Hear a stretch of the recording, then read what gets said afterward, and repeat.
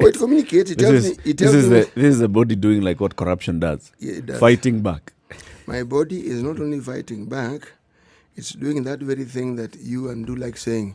It's a body inside the clot. It's coming out the clot. Inside cloth. That one. But this cold weather is nice. All that notwithstanding. Yeah, somehow, I think clear. A part of you enjoys it, and a part of It does. Let me tell you something strange that has happened. I'm actually long-sighted. And I've actually found that in this weather, I actually don't even need to use my glasses. Now, this is the really strange thing. What now? I don't need to use my glasses. I see clearly without them. Kabisa. If I'm going to put on my glasses, things are a little murkier. When I remove them, I see with such clarity. I'm actually surprised. I see.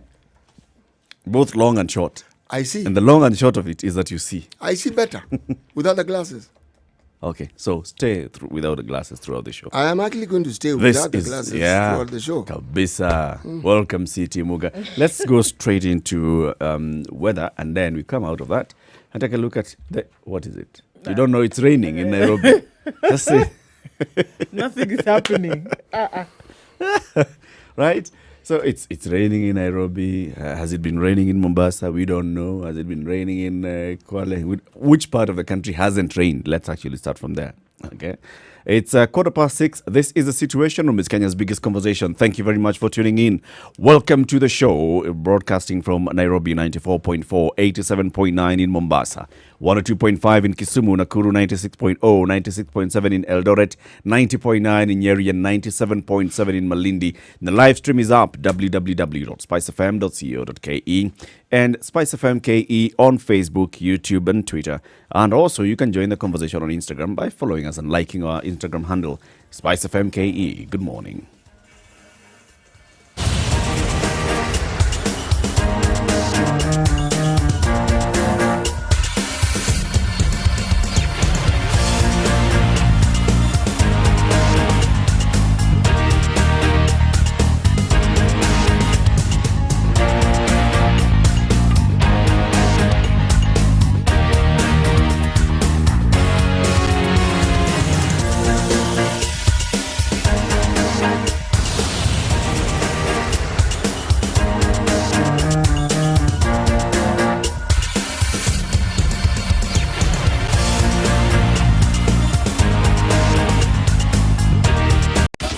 ...24/7, around the world, non-stop. This is Spice FM.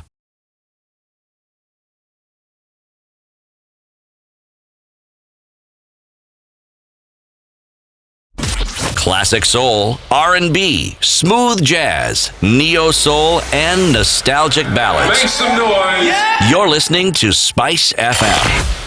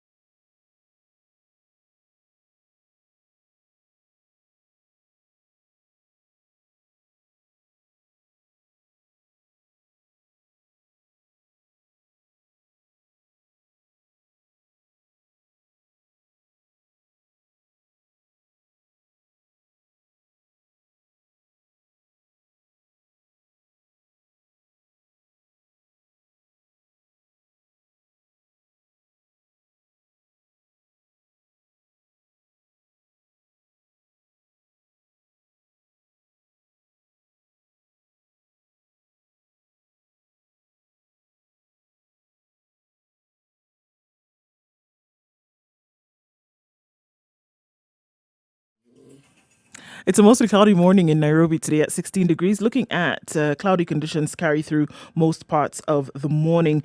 And we'll see highs then later of 26 and lows of 17. Taking a look into Nakuru this morning, it is partly cloudy conditions at 15 degrees.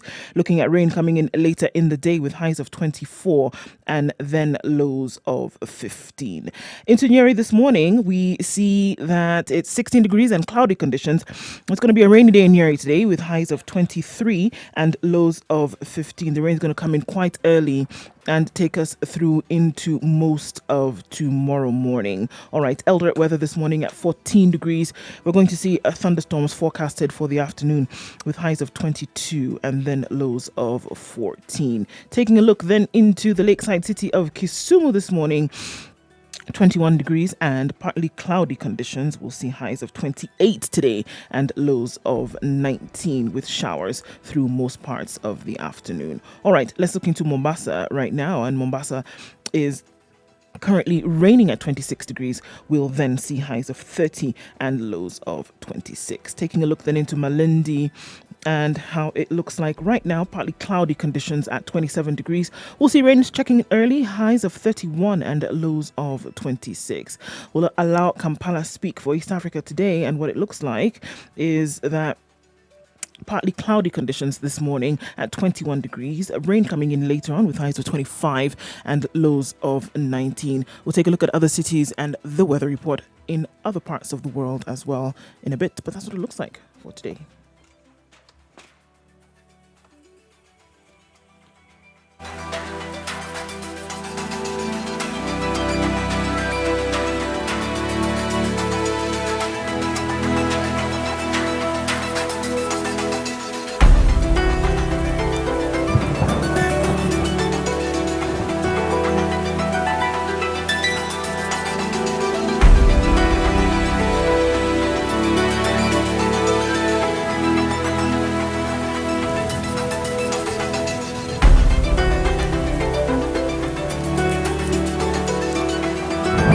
Right, 21 minutes after 6 o'clock. This is a situation week and his biggest conversation. Let's take a look at COVID-19 in numbers globally. New. Right, so we're very close to crossing the 3 million case mark in the world right now, 2,994,761. We're looking at 206,992 deaths. However, good that we see 878,820 recoveries so far.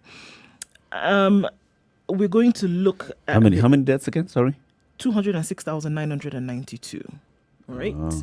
So about a tenth of the cases resulting in death. A very good number still of those who have recovered. I want to look at the United States. And unfortunately, for the last 3 weeks, they've been talking about reaching a plateau. Unfortunately, that has not happened. And on Saturday alone, the United States witnessed 2,056 deaths. In 24 hours.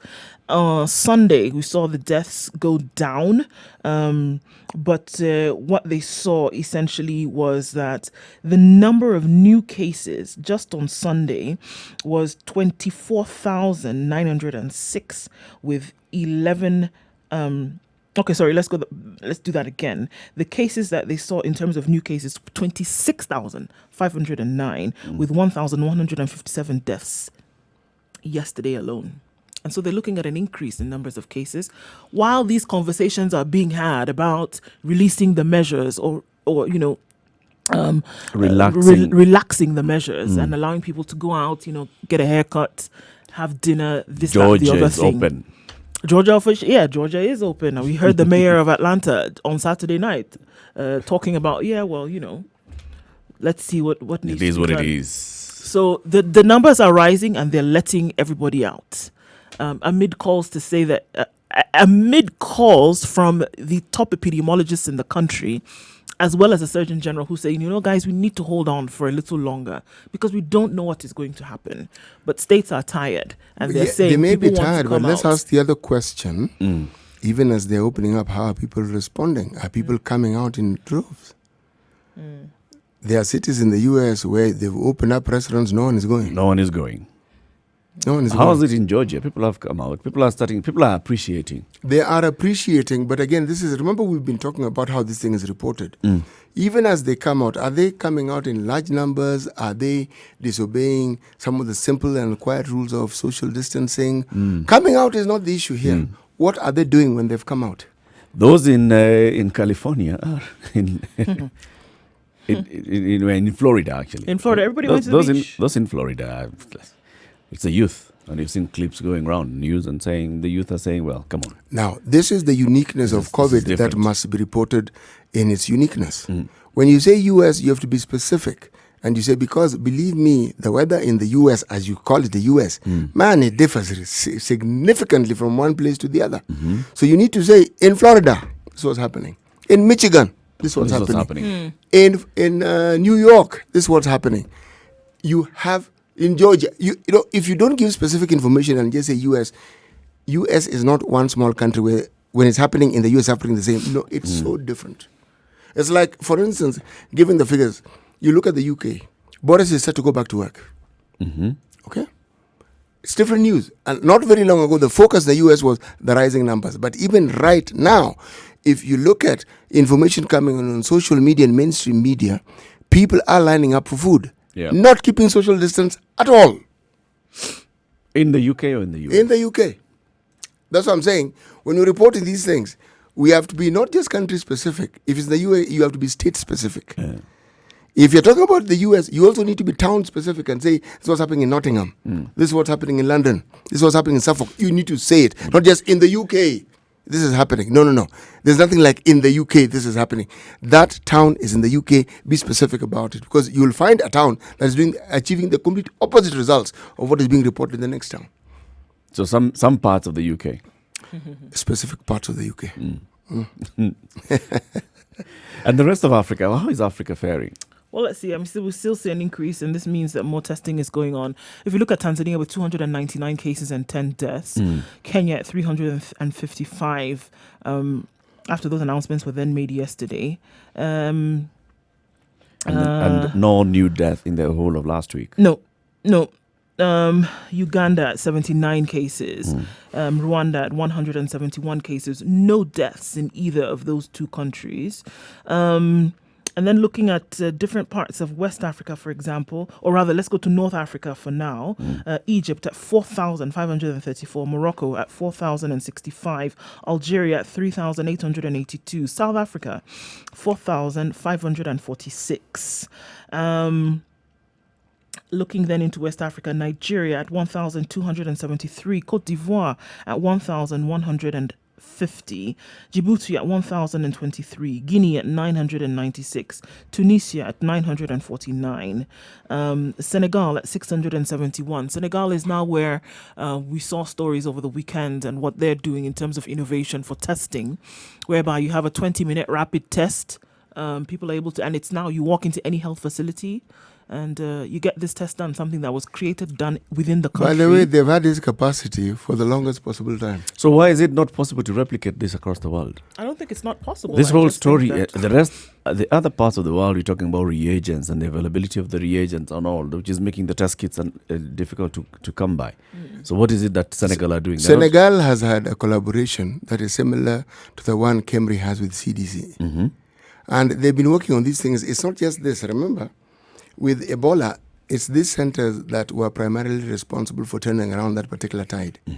As of January, these people had the capacity for actually taking care of patients, a capacity even the UK had a problem coping with. The reason is this. Remember, you're talking about a third world country whose preparedness is for communicable diseases. Yeah. This is a communicable disease.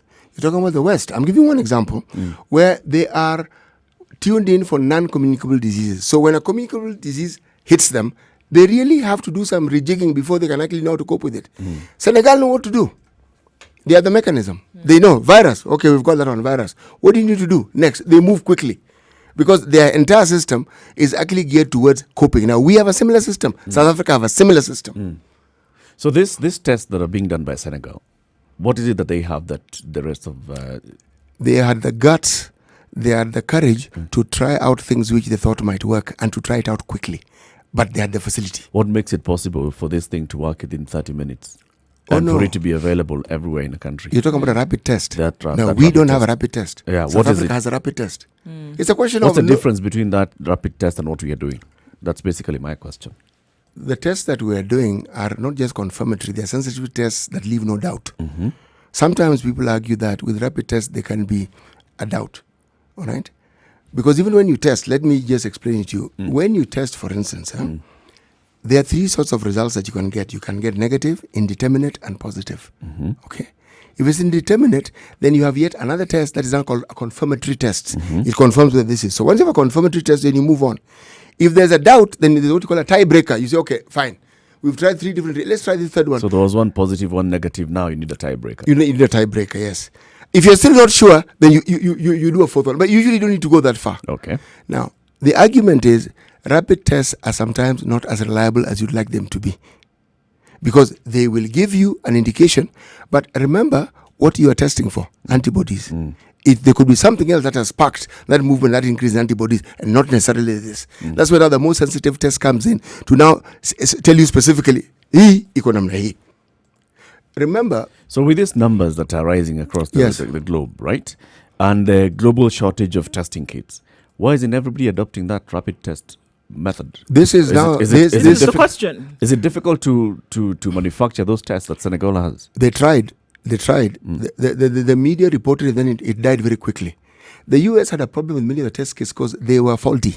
The UK had a problem with test kits because they were faulty. But not rapid test kits. Oh, these were rapid. Okay. So similar to they what had a Senegal problem. has. And the percentage of error was high to the point of people said, halt. We don't know what results we're dealing with here. Okay. So they'd rejig it again. And it's not difficult because those things come in batches. So you can determine the batch that has a problem. You remove that batch and you test it and find out what the problem is. Because it wasn't all, it was some. But this is what happens when you are trying to do something quickly. Something can be missed out. Yeah. Yes. So that is why there's this talk was, folks, stop telling people you can solve this thing quickly. We're going to make mistakes, and with it, we're going to create mistrust. Take it slowly, be sure. But again, let me take you back to Senegal. When you are in a third world country and you focus on communicable diseases, because that's what bothers most of your people, you will be prepared in terms of just readiness. When did Cambridge say they can produce the rapid results? Quite a while back. Now, the question we've been asking, why is it not producing it? Because it can. Cambridge used to produce its own test kits for HIV. It produced them. Because once you have the protocol, you know what to do, and you have the means, you just produce them. It's like if you know how to make soap. It's soap. You'll make soap. And it'll do what you're supposed to do. You see, it's a big thing. Remember, they're not creating vaccines. No. They are simply creating test kits. Something that tells you this is a problem and this person has it. So that's it. If the US rapid result test kits were halted because there were issues so was the UK. And the UK as well. Because there were issues of... You couldn't rely on the tests. All right. Because there were too many indeterminate cases. Can we say it's the same thing that's happening in Senegal, but they are just basically saying, let's go ahead? No. Senegal have a partner from France that does exactly what CDC does. Now remember, they're also tied up with pharmaceutical company. It's not an arrangement that came with COVID. It's been there for the longest time. So this is not a capacity they developed with COVID. They've had the capacity. It's just a question of turning the capacity to this specific problem now. And we mentioned in this same studio, we talked about it a while back. We even mentioned Senegal's capacity. Yep. We compared South Africa and we compared, as I said, in Africa, we actually have countries that can deal with this. That can do these things. Yes. But what took center stage was the rising cases in Italy, in Spain, the UK, and then the US came in and the numbers were staggering. So all that was forgotten. It's coming up again. Okay. We'll look at the numbers. So for now that we know all these things, we look at the numbers in Senegal and we'll hear today's proverb and then we'll take a look at the headlines. It's 27 minutes to 7 o'clock. This is a Situation Room, Kenya's biggest conversation. Let's take a look at traffic. Welcome to Spice FM, the best explosive radio.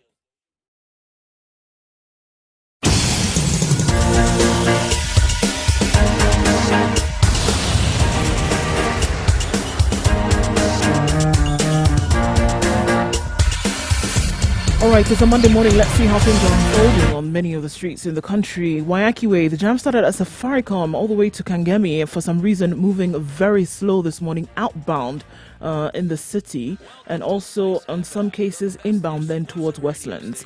Let's see what that will open up into later. Coming off of Mombasa, it doesn't look so bad. We'll see a slight hold up right around the SGR right now, and then getting yourself all the way to the junction turnoff for the JKIA.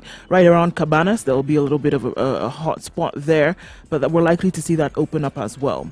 Coming off of Thika Road into the city centre using the Pangani underpass looks good right now. Everywhere else doesn't seem to be much of an issue this morning. Still, considering that things are a little bit slow, guys, it doesn't change much. The Narok Maimahi Road is still closed. They'll let us know when that will open, but it's still being worked on. And we're seeing several other major highways having been affected because of the flooding. We'll give you information about that in a bit. Spice of MKE, that's how you can reach us on Twitter. Let's know what you see. It's a Monday morning. Folks got to be moving. We'll let you know how you can move a little bit better this morning.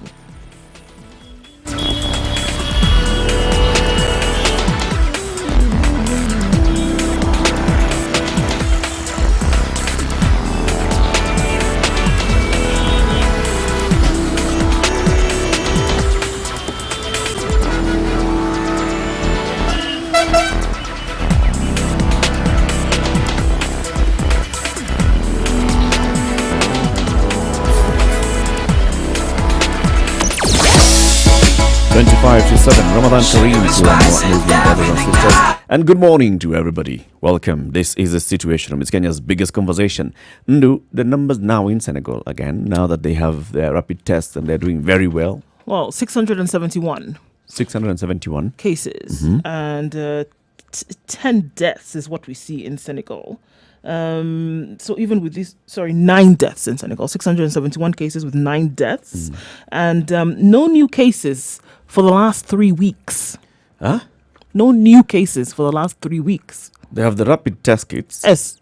And they're this is testing people. They're testing people. So in every medical facility around the country, the rapid tests are available. You go in, whether you've gone in for another procedure, whether you've gone in for another reason, or whether you're in town and you can pass by and get a test done. This is what everybody is being encouraged to do. Go and get tested. Yes. And then you're taken into isolation immediately. If you're found positive. If you're found positive. By the way, if you're negative, carry on your merry way and go home. actually, they, as early as March, they were already testing a handheld test kit. Ile unashika na mkono. And within 10 minutes, you could know your results. So which means you already had March. But these things don't take center stage because it's in Africa. And it's an African company. But you see... And what good will come out of Africa? What possible good, good? apart from a myriad of diseases. There is an organization, again, that works with them. It's called... It's written Mo-Go-Gic. But I'm certain that it's pronounced differently. Mogogic. Dakar Pasture. You know, this is not an association that started with COVID. It's been there for the longest time. And they're serious. They take their work seriously. That's why this thing came up. Then they set up structures quickly. Is this a private company or a government? No. It's Mogic is private, but it partners with the equivalent of Senegal's Kemri. Okay. Yes. And they've been doing this for the very, very longest time. All I'm saying is that if you actually look at what's happening in Africa and you look at some of the results coming out, you'll find that the preparedness on this continent surpasses that preparedness in Europe. In other parts of the world, yes. To be specific, in America. Remember, this very group was reporting issues of bringing out tests, turning it around in 4 hours, when Americans had to wait 2 weeks. In that very same March. And now we are saying that for 3 weeks we have had 0 cases. 0 positive cases. Zero new cases. Okay? And the last death, but interestingly enough, the last death was 10 days ago, right? This was on the 16th of April is when they got the 8th and the 9th death, right? So 2 deaths as of the 16th of April. No new cases though after that. Now remember, it's only now from Sunday that China is also reporting that they have no cases, forget deaths, no COVID cases in hospital. Yeah, see- they released the last number over Sunday. the week on Sunday. Yeah. Yes. Now, but so tell me, if you read even the updates on COVID-19, how well does Africa feature? It doesn't really. It doesn't. No, And yet, it features, but not prominently. No, when it features, it's something must be happening. Something must be- negative. must something be. It's wrong. the question of why do Yeah, we still why see are we such still- low numbers in Africa in terms of infections? The high numbers that we're seeing in Northern Africa, which were the first to report those cases, Still and we're under still at 5,000. what? Still 3,000 under- cases in Egypt and Tunisia. 4,000 4,000. cases in Egypt and Tunisia. Surely. In Egypt and Algeria and Morocco. Tunisia is still under 1,000 cases. Still 940 plus, right? And this is So- over 40 days after the first case was reported. You see, if we don't take a handle of the cases that are happening on our continent and talk about it, the West isn't going to talk about it unless it's completely negative. Unless we are dying in droves, it cannot possibly make news. But Hey. Hey. but remember, we turned the tide against HIV. It was completely turned to the point where, yes, the people are HIV positive, but it is not something that people talk about in a worrisome tone as to, something. We might all no, it isn't that we're all going to perish. It's we have a disease here that can be managed. So it means we have the wherewithal to ensure that we message correctly and we get people to understand, my friend, you can contact COVID, but it doesn't mean you're going to die. Go back to basics. Right. It's just any disease. Now, to survive, this is what you need to do. And it's the same message you will send about influenza. It's the same message you will send to you about cholera. It's the same message you will send to you about TB. It's the same message. It's a disease like any other, and this is how you manage it. This is the thing, and I don't think if I look at it here, the emphasis that is being laid. I mean, over the weekend you had very many programs happening in the United States, for example, from BET to entertainment all over, and people in influential positions are imploring Americans, despite what's happening in several towns across the U.S., is that please, we realize that everybody has cabin fever. We know that you want to get out to continue with the lifestyle that you're used to. But again, sharing the sentiment that we kind of touched on here last week is that if this is what is happening with a lockdown in place in the majority of the states, when they open it up to allow then people nilly-willy free will do what they want, if you want to go by this, what will happen in the coming weeks will be monumental in terms of infections and deaths. Unfortunately. They want to make their bed. Let them. Let's move on, City. Today's proverb. Where you sit when you are old shows where you stood in your youth. Let me repeat it. Where you sit when you are old shows where you stood in your youth. This is a Yoruba saying. Lots of sitting and standing in this community. Eric doesn't know well who the Yoruba are.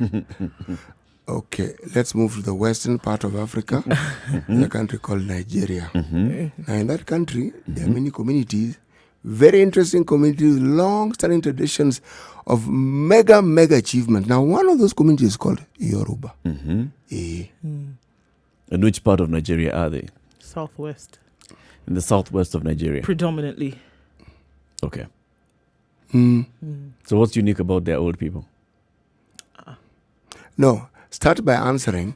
They have long established civilizations. Start there. They are not the only community in Nigeria or in that part of the world that has long established civilizations. No, they have. And the hallmarks of those civilizations exist to date. Yeah, so now if you're talking about the Yoruba, you're talking about like the Oba Kingdom that was in the southwest and ruled well into other parts like Togo, Benin, right, as neighbors. So, I mean, yeah, they shared a lot of that. But, I mean, they ruled well and the into those influence parts. moved out of the neighborhoods. Now, when the colonialists came with their boundary setting, this is where the problem arose. You'll find that they also cut communities in half. Right. Some will tell you they are in this country, but they are people of... They are even across borders. But we have it here. So it can't be that we're unique. It's something that we will find replicated. But if you take this along and you say that these are people whose cultures traverse their own known boundaries, you'll find that there are very many people in Africa who share similar traits to those people. It's a thing that anthropologists have worked on and sociologists have talked about, and it exists. there's hardly any community you'll find in this continent that does not share certain similarities with another community. another one in in another part of the country. of the continent. Yes. So So today's proverb again: where you sit. where you sit when you are old shows where you stood in your youth. Okay. Okay. It basically just shows your character and it shows what kind of person you are. Yes, As you you're growing will old. reap what you sow. Essentially, yes. To put it mildly. Okay. But we can extrapolate on it later. Okay. At 6:45, let's take a look at the headlines shortly. This is a situation of Kenya's biggest conversation. Remember, if you'd like the newspaper delivered to your doorstep, we can get that delivered to you. And you can also download the standard e-paper app from Google Play Store and Apple App Store. And just one subscription fee, you get to access the standard from wherever you are around the world. Good morning. 24/7 around the world,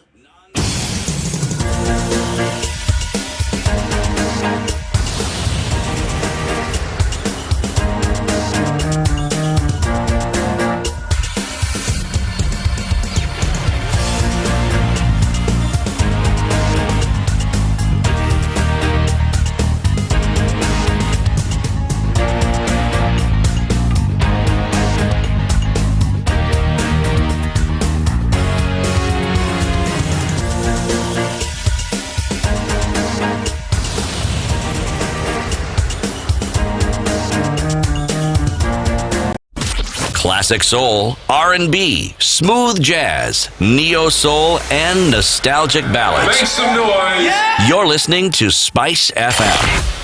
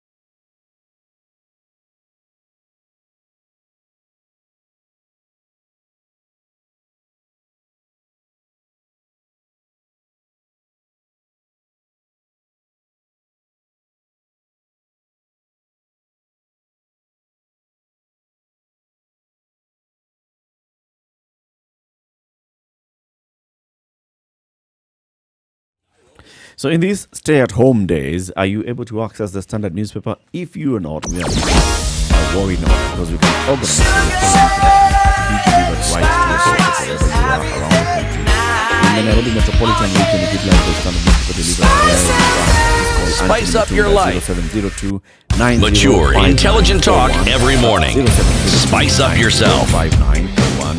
If you're in Mount Kenya or the coast, you can call Benson Mitao 0702 905780 at 0702 905780, and Rift Valley and Nyanza regions, Marco Diembo 0776 7556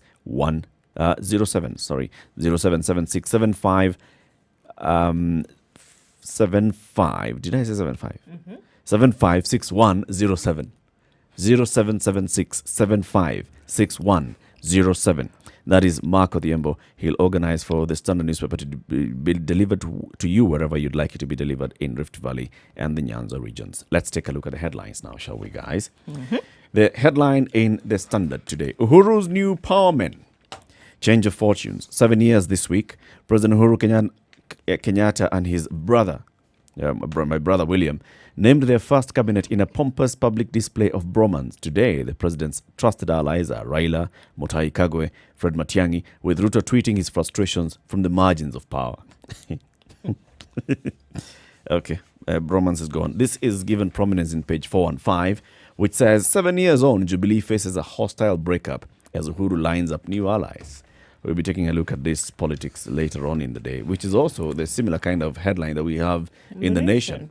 Revealed structure of unity government. Now, the Nation is actually now talking about the possibility of creation of a unity government which goes into the next presidential election. President Uhuru Kenyatta, ODM leader Raila Odinga, and KANU chairman Gideon Moi are working on a lineup that will see them field a single presidential candidate. Yeah. Right. Look into the By details. the way, this musical chairs isn't new, huh? Nope. Not in this country, not in any African country. This is the sort of dancing and choosing of dance partners that you see. This isn't the final formation that we'll see. This is just telling you that COVID stand aside. Politics is exactly where we left it at, and we are still going to promote the politics that we want to see to determine that leadership takes the shape that we want it to take. It's COVID that's not playing ball. It's not ending. It's not, a solution isn't being found quickly. I tend to think COVID is giving them a perfect opportunity. Everybody else is focused on something else, so the politicians can now dedicate their time You give these people too much credit. into doing what they want to do. You give them too much credit. Who? The politicians? Yes, these people have the ability to see a situation. They have the ability to understand they need to take advantage of it, but they also have this unique capacity for bungling it in a way that you can't actually even imagine right now. With all that you're saying being true, they'll bungle it. Just watch. They will bungle it. They always do. And the bungling, in my opinion, comes in when instead of focusing on the big picture, they also muddy it up by think of how much money can be made in what's going on. How much can I? And now, then things start going south. Because you clearly have a divided interest. If they're just focusing on the politics of it, what you're saying would be absolutely true and we'd see it happening, but it won't happen. It won't. Okay. We'll take a look at We'll take a look at that. Schools closed or will remain closed for further 30 days. We see this headline both on The Nation and The Standard. COVID-19 bites students to stay home for another month in the wake of the pandemic as 12 new cases are confirmed, pushing the national tally to 355 with 106 recoveries. Now would have been the time where essentially students are coming back. Learners are coming back to school in about a week or so, generally, looking at the national system. And then the British system, IGCSE, would have been in school, already for a week. But that's not happening. We see that teachers now are supposed to assess readiness of students. We had this conversation on Friday where it was clear that quite a number are not studying, even with the home-based learning and all of this is not working. We'll also see that because they've talked about coming back to school around June, we also hear that the ministry is saying if and we'll see through how the pandemic it develops over the next 30 days and then we'll make decisions. One thing that has come out clearly, though, however, is that the national exams will take place. The dates for this have not been changed. And that came out clearly yesterday. And he says they haven't been changed. They will not change. The dates will not change. Right? So whatever was scheduled, they remain as such. He did say that when schools do open, and this is where it has thrown some confusion now into the camp of very many parents and teachers alike, interestingly enough, because he says that when schools do open, students and learning will pick up from where they left off a month ago when schools closed. Okay. So then begs the question, all this teaching and learning and Google Classroom and Zoom meeting and etc. that are going on, is it necessary? Pause for a second. Who are engaged in this Zoom learning, written learning, and learning? Who is actually involved? The minority. Precisely. It is the minority, for sure. So the majority are the ones that are expected to listen to the radio and all, and that's not learning. That's basically just like a revision. It's revision, kind of like it's a fill-in. It's a filler. In theory, it could be learning, but the Kenya Institute of Curriculum Development has. This is not something we're talking about here. In the previous century, you had radio learning. But was it developed to the point where when you have such a situation, it actually takes over what you call classroom learning? The answer is no. It hasn't. Now, if it hasn't, then learning isn't taking place. If one section of the country is disadvantaged, then that examination will not serve the purpose it is intended to serve. So exams will still take place in October, November? That's what they're saying. Yes, that's what they're saying. The dates remain the same. Now, but opening is set to be somewhere around June. After June, actually, more than June. In June, but then there's a caveat to that. The plan is for schools to open in June, However, we will see how things progress Depending on what happens in the country because of COVID-19. Why don't you give this thing a touch of reality? Give it a touch of reality. Okay, any of the counties in this country that border the lake have a problem. Schools have been overrun. Medical services have been overrun. People have been displaced. And in areas where they haven't been displaced, those are the areas where people are being housed. Okay? Yep. Yes. Now, They're dormitories. they're dormitories. It's a huge section of the Rift Valley. In the western part of the country, a huge section. Yep. But that isn't it. If you go to the Tana Delta, you will also find that they're experiencing similar problems. Okay? If you go even to northeastern part of the country, they're experiencing, because these rains are beyond any boundaries that people have known before. So tell me, how long will it take for this water to dry up? How long will it take for normalcy to go back? How long? It's going to take a while. You're talking June. We are in May. Let's quote what the CS said yesterday. The government loves our children, all of them, including those who with special needs. All right. Those with poor backgrounds and those who are able. I want to emphasize that the last 4 weeks, our children have been on their normal vacation and activity that will end on the 4th of May. In the interest of the safety and lives of our children, the government has decided to extend school closure by 1 month, effective from the date of opening. So from the date that they should have opened, we're going to extend it for a month. That puts us as early June, as you said. Although the dates for exams will stay the same, the state is yet to decide on the postponement, if a postponement will take place. That is but not for now, the dates remain the That's same. really the point. That's not what's important Right, now. hold on, Titi. During the intervening period, there will be many interventions that will depend on how the government is able to control this disease. Whenever the examination will be administered, every child will have been given the opportunity to cover what time that is lost before the said examination is administered. The government has not decided to postpone both the KCSE and KCPE. Let our children enjoy the last week of the holiday before they start the 1 month they have been added. Okay. So nothing is decided here. No. Why not just say, you know what? Because of the, well,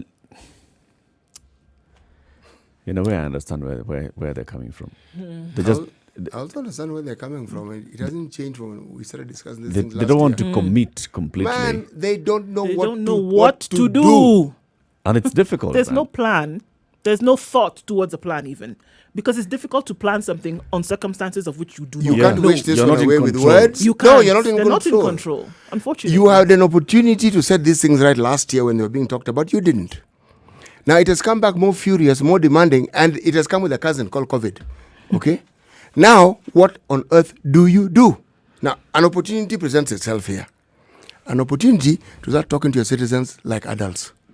And saying, folks, there is hope, but let us tell you the reality of what we have and what we're doing. And this is what we plan to do here. We're saying the same thing we've said. We want to do this here. Now, within this week, if it hasn't done, you need to tell us because we've set this thing in motion to get it done. Do you hear that story? No. Yet, I know there are things the government is doing. I know. They are trying. It's not as though it's useless. I know they're trying, but it's piecemeal.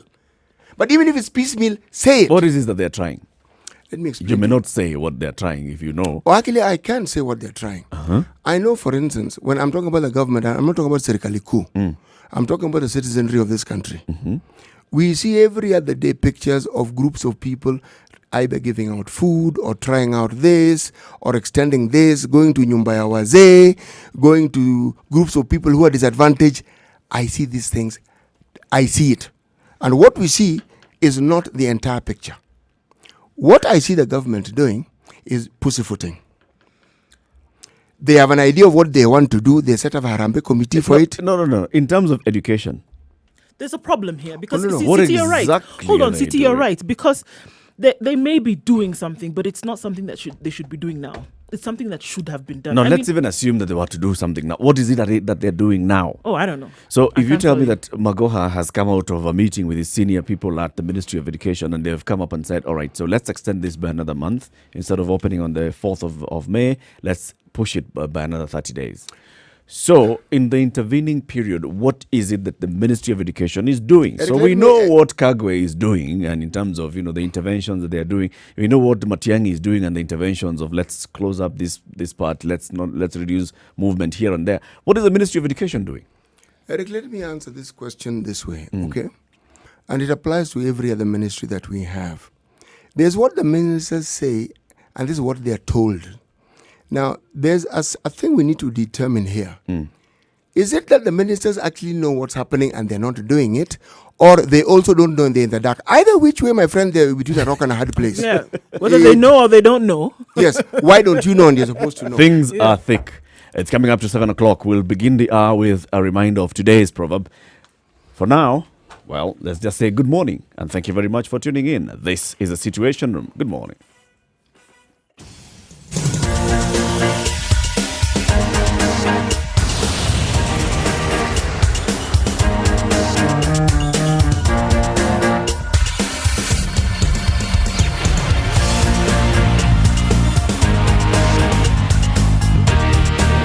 Right, so let's look at the state of the roads right now. It's beautiful, Thika Road, absolutely nothing happening.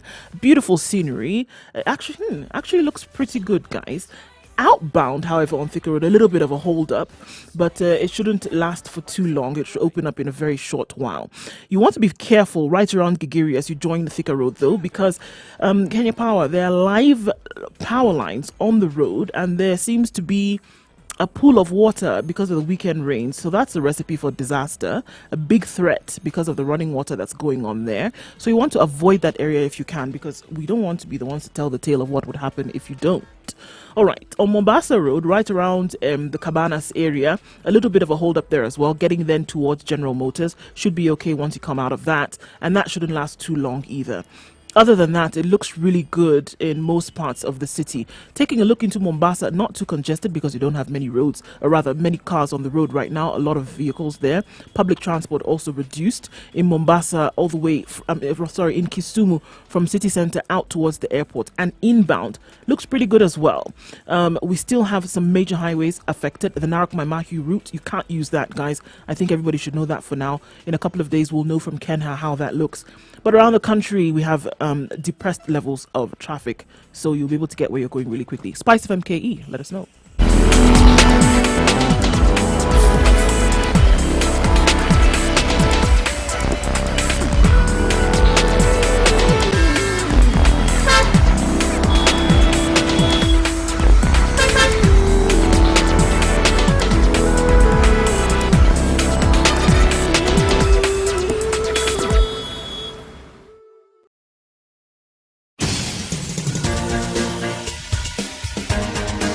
This is the Situation Room, the home of hard-hitting political commentary and penetrating insights about the state of the nation. This is a talk radio experience like no other. The Situation Room, a place for hard truths, debates, and elevated conversations. The Situation Room, witty, political, engaging, deep, controversial. In the room, we have C.T. Muga, researcher, academic, seasoned political observer, a fountain of wisdom in these politically uncertain times. Ndu Oko, Nigerian by birth, Kenyan by choice. Communication.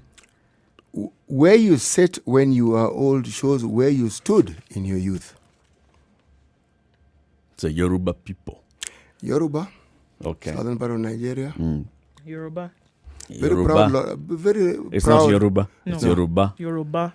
The emphasis is on the Okay. Okay. proud people. Very opinionated. If I am speaking falsehood, please correct me, my No, sister. but it's true, actually. Very opinionated. Quite opinionated people. And loud. Yeah, but No, look, I'm it's- not Yoruba. There are people who are louder.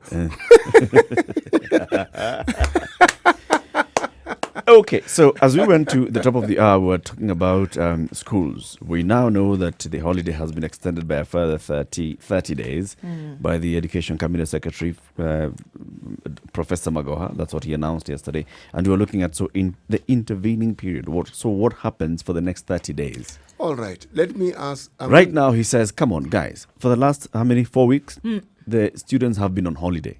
So And this we didn't know. let them enjoy their holiday until the 5th.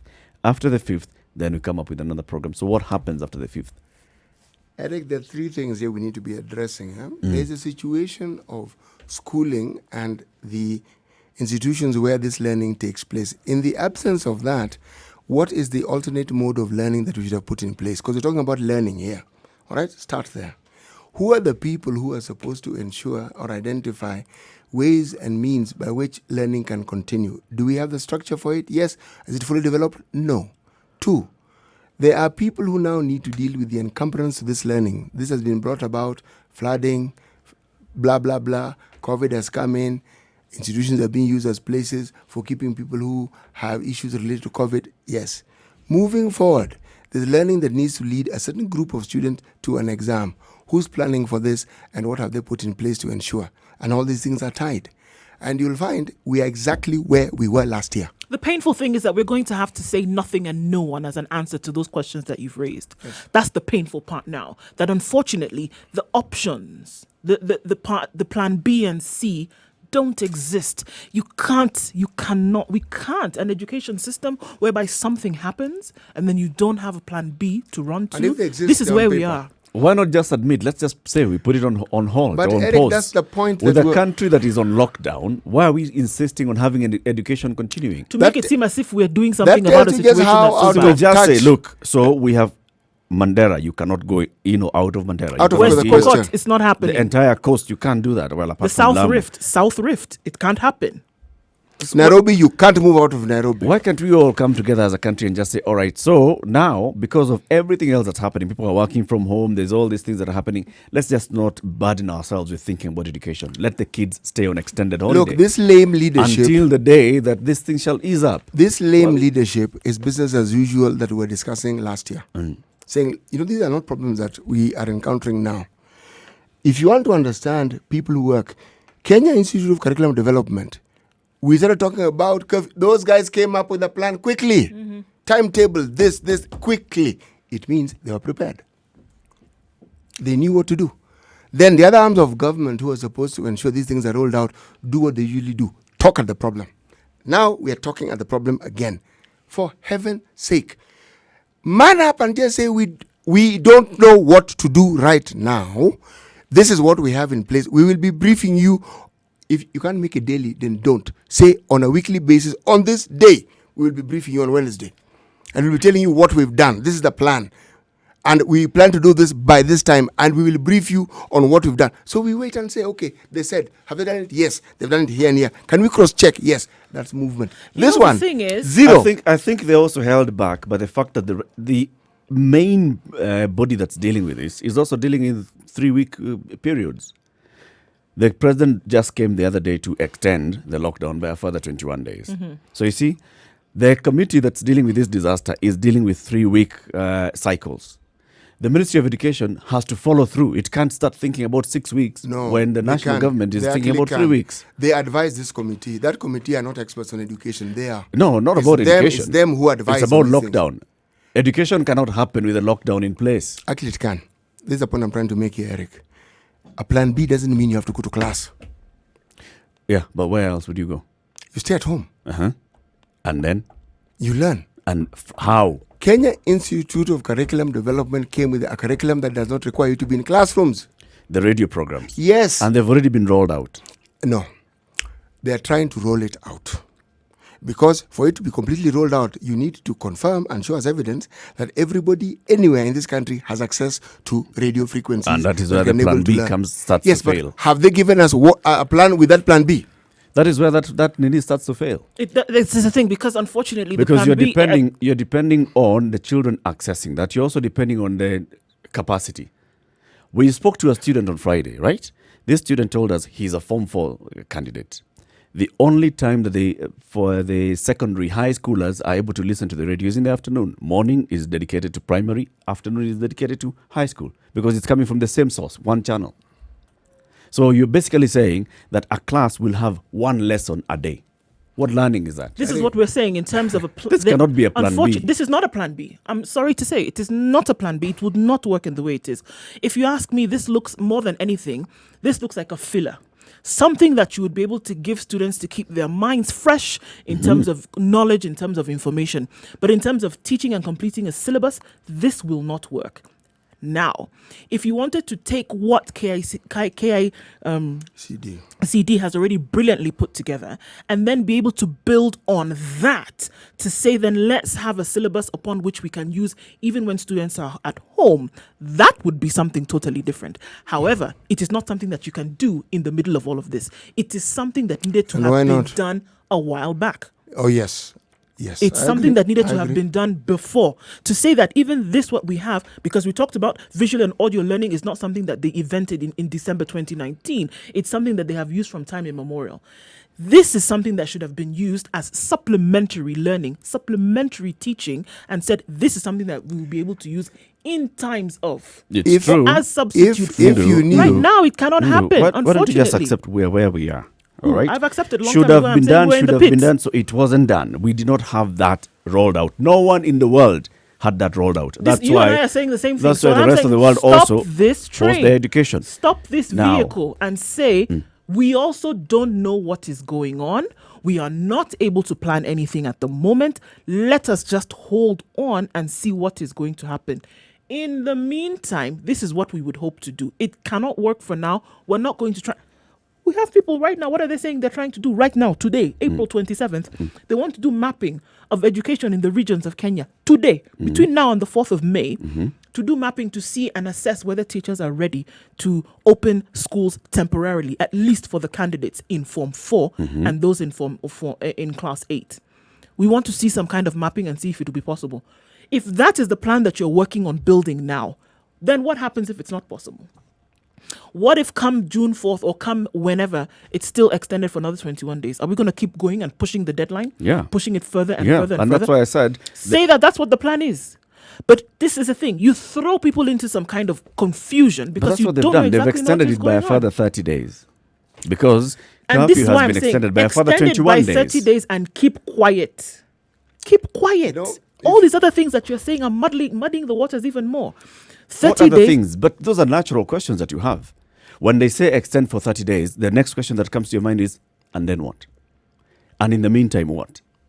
This is what we're saying. And they're responding to those questions. They shouldn't, because in this case, they're confusing people even more and say that we are holding it as it is. We're not going to talk about extra learning. We're not going to be talking about this, that, the other thing, because it has not worked in the past. It hasn't worked. So just hold on. And let me give you a reality check here on how government works. Huh? There's a section of government who know exactly what is happening. They know exactly what should be done. They even suggest it. Then there's a level where it should be operationalized. It's ignored. If you understood how Kenya Institute of Curriculum Development work, believe me, these things we're discussing, they have them. They even know I what don't doubt to it. do. I don't But doubt it at all. they, as Eric was very clearly pointing out, it's them. They need another arm of government to operationalize this thing. Now, if it gets stuck there, it will remain stuck. Case in point that we discussed in this very room, we were talking about blood donations, were we not? Okay. I think you've gotten my point. That very loud English exclamation, which translated in every African dialect is... Everybody understands what it means. Any African, and that one, you go, they've understood you perfectly. You did say no more. They've understood you. Now, when that takes over, then you have what we have. It's not, we are back to it. Do we have the resources? Yes. Do we have the human resources to manage it? Yes. But guys, what are we doing? Are we pushing fault towards the Ministry of Education? Oh, no. It's not Are pushing we fault. faulting the Ministry of Education? No, I moved from faulting them. I'm just stating facts about the Ministry of Education. What are you saying? And other ministries. I am saying our story in Kenya is that we have the resources which we do not apply appropriately. We have resources, we have the means, we have the manpower, we have the structures in many of these cases to do exactly what we want to do.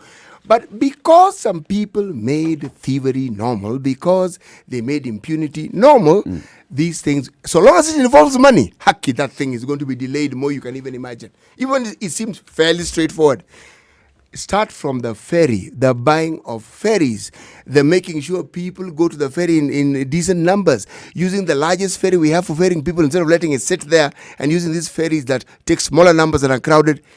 We are not discussing anything new in this country. We're simply saying that in keeping with the traditions that certain parts of our government have shown us, we are at it again. Now, having said we're at it, then I want to move forward and say, what do we do?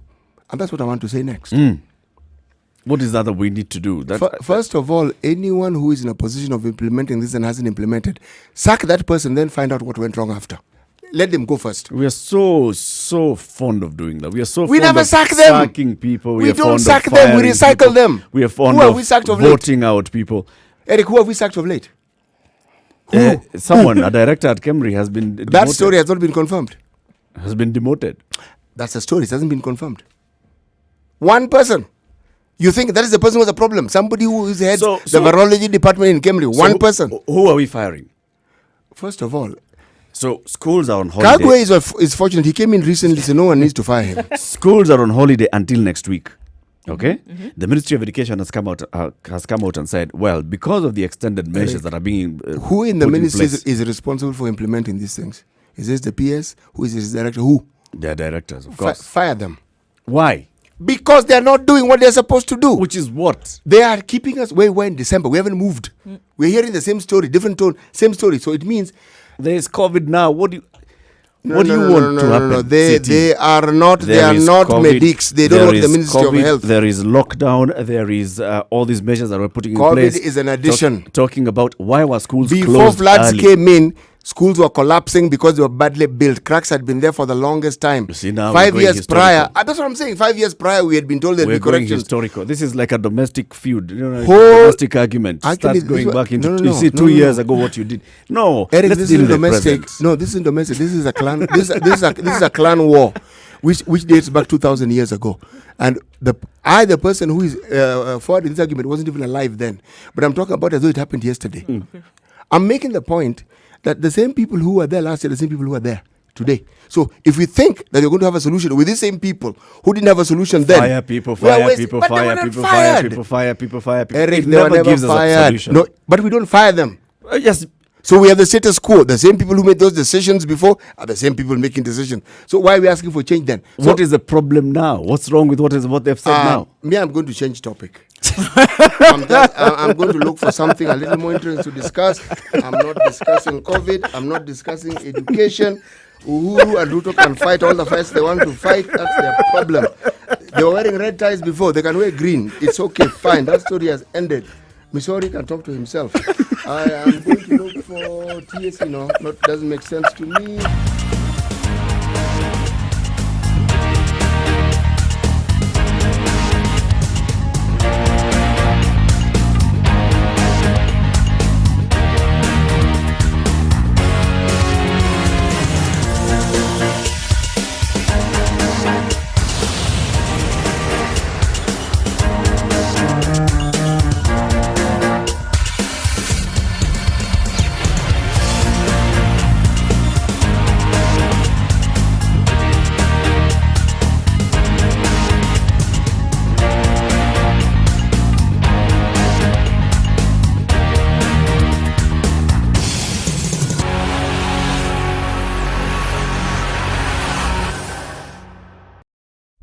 Classic soul, R&B, smooth jazz, neo soul, and nostalgic ballads. Make some noise. Yeah. You're listening to Spice FM.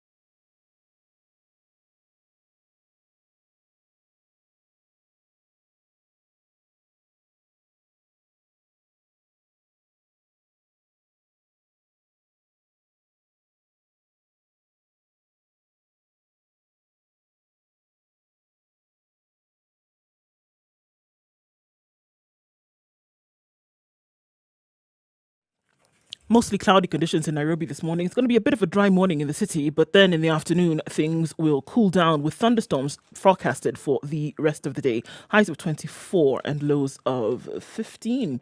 In Nyeri at 17 degrees, it's mostly cloudy. Showers expected very early. Highs of 23 and lows of 15.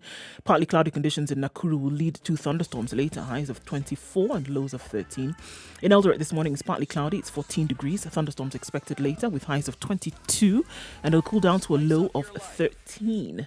In Kisumu, it's 21 degrees and partly cloudy. We'll have thunderstorms, many rain showers throughout the day till early morning. Highs of 28 and lows of 19. Malindi at 27 degrees is partly cloudy. Rain showers expected later with highs of 31 and lows of 26. At 26 degrees in Mombasa, the rain has already started coming down. It will develop into thunderstorms later with highs of 30 and lows of 26. In Kampala this morning, it's mostly cloudy at 21 degrees. Thunderstorms forecasted for the afternoon with highs of 25 and lows of 19. In Dar es Salaam, it's 26 degrees and partly cloudy. It's going to rain in Dar es Salaam today, highs of 31 and lows of 24. In Joburg, it's clear skies at 11 degrees. Showers expected in Joburg. It'll cool things down later as the South African summer comes to a close soon. Highs of 18 and lows of 10. In Lagos at 26 degrees, experiencing light thunderstorms this morning. It'll be a rainy situation throughout the day with highs of 32 and lows of 26. London at 8 degrees is clear this morning. Partly cloudy conditions to follow with highs of 21 and lows of 8. In Paris at 12 degrees, clear skies today with highs of 24 and lows of 12.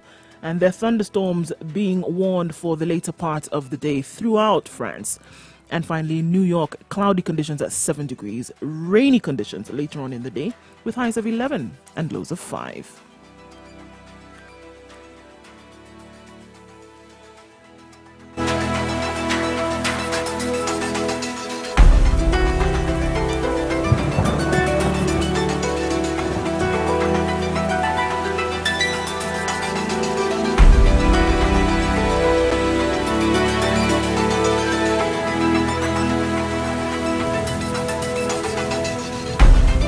Online, mobile, and on radio. Facebook at Spice FM KE. But What? Okay. Bidco United. Yes. So let's conclude on the education, though. Ndu. Yes. What do you want to see? Look, What is it? What's on your wish list? some clarity would be nice. However, I think it's also necessary and also to just agree that there's certain things that you cannot decide on now as a ministry. And to come from that stance and tell the people, look, we too. Look, let's forget about the historical mistakes. Let's forget about the mess that you're in for now, if possible, and say that we get it. We understand that there's this issue. We understand that you too are grappling with the vagaries of COVID-19 like everybody else, and you don't know what is going to happen. Instead of saying one thing and dancing with two left feet, it's not possible at this point. Parents want to know what's going on. Teachers are left in a complete mess in terms of confusion. 30 days for us to assess the situation is enough. So continue with your holiday. We are extending holiday for another 1 month, as difficult as it may seem. There continues to be radio learning. There continues to be that audio. Use it as a filler for now so that you keep your mind fresh. However, in terms of a plan, we don't have one. And it's perfectly okay to be at a point where you don't know, as opposed to saying one thing here and another thing here and I say, no. But how different is what you're saying from what C.S. Magoha said? The exam dates are not going to change. But No. He said, no. He said, let me quote him verbatim as he's been quoted here. During the intervening period, there will be many interventions that will depend on how the government is able to control this disease. I want to emphasize that whenever the examination is going to be administered, every Kenyan child will have been given the opportunity to cover whatever time is lost before the said examination is administered. And he continues to say the government has not decided to postpone both the KCSE and KCPE. Yep. So this is the thing. That's what I'm saying. They have- in one Eric, breath you also say on a one. weekly basis. They have not decided to postpone, right? So in other words, it still remains as is. Yes, for now. Exactly. And whenever it comes, we are going to ensure that every child is given an opportunity to catch up. Words. What does it mean? Words. What does it mean? What do you want? Yeah. Don't. Week by week. In this week, this is what we're going to do, and this is what. Can they just try and speak a little truth to us and say We also don't know. we don't know, but determine what we put in place. Determine us on a weekly basis because this is what we want to do now. We will do it. Communication, Baba. We plan this. This is what we want to do. From today to this date, this is what we plan to do. So we look and say, have they done it? They say, no, we haven't achieved this, but this is what we've achieved. We move forward. And even These blanket statements do not help. And then even taking feedback from parents, whereby there's certain parents in certain schools, whether they're the minority, whether they're majority, where do they fall in? Asking questions. Okay, so this online learning that we're doing, is it still part of the whole big picture? Are we then going to be graded on that? Does it continue? Because you've talked about learning will continue from where you left off. Where is it? Even give now us there a are small schools, statement for on instance, that. who have teachers who are paid by the board. Right. Now, for this to happen, children need to pay fees. Children are at home. Parents are not going to pay fees. Parents have said they will not pay fees because they are sitting at home with their children. And remember, for Can most start or people, not. something that perhaps isn't obvious yet, it's really stark naked, is this. Education is where you pay fees in advance. You come in January, pay fees until March. Until March. Okay? April there. Again. So really, for many people, the fees was paid. For all this time we've been talking, the fees was paid. They've had time to pay the fees. We now want to enter a new term, and then there's this negotiation. Some schools saying we're reducing it by 20%, some we're reducing it by 25%. Now, for learning to take place as they are saying, all these things that have been left in abeyance will need to be sorted out before schools begin. What am I saying? List them so that people know what you're dealing with. What we're hearing is a blanket statement. They tend to be confusing. You can't tell me that all the chatter that's going around parents, that it has not reached the ears of the Ministry They of know, Education. many of them also parents. They know. So all of this that's up in the air, here you have an opportunity. The main tell people question what's has going been, is schools going to be opened? Answer, no, not for another 30 days. And Answer, I'm saying, no, question number it will one extend answered. even beyond 30 days. No, for now. And he says it's possible Eric, for that to be forgive me. extended. They might have, even if they said it will be open in 10 days, I'll say, I will wait to see it before I believe it. We are extending it for 30 days. I wait to see all right, it. As we also see how the government is dealing with the other interventions.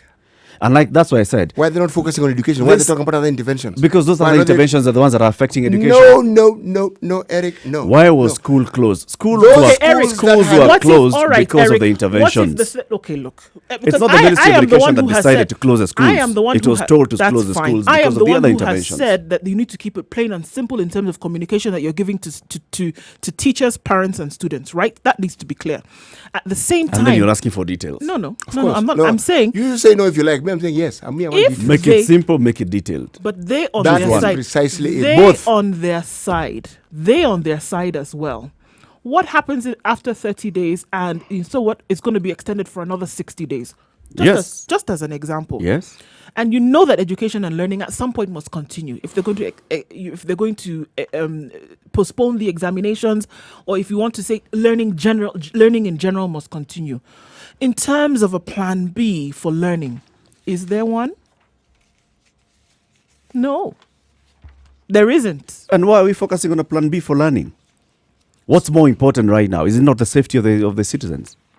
Safety of children?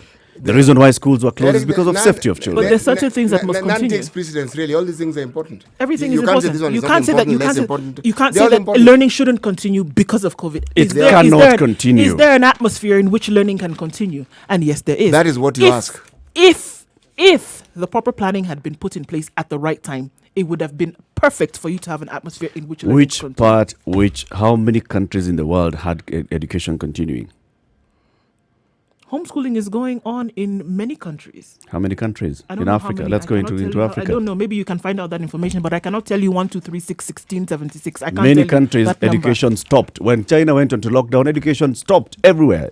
Schools are opening in China now. Mm-hmm. Since December, But you see, January, Eric, mid-January, my point- schools are opening in Eric, China now. Eric, that's Was there clarity? No, there was no clarity. Nobody knew. No, Eric, there was clarity. No, there was no clarity. If they introduced a lockdown in China, believe me, they told you what they were locking down and how they're locking it down. Everything was you on couldn't lockdown. go to school. Schools, the You information. couldn't. Yes. You there was- couldn't even walk out of your building. That's Exactly. clarity. It's clear what we are not supposed to do. The question, what I'm saying is, it was never clear to the people of China when schools are going to be opened. No, Until but it 3 was- weeks ago but when they it were was- told, all right, now Yes, you but are it going to was open schools clear on the to 29th. them, but it was clear to them what is not and what is going to happen. It was very clear.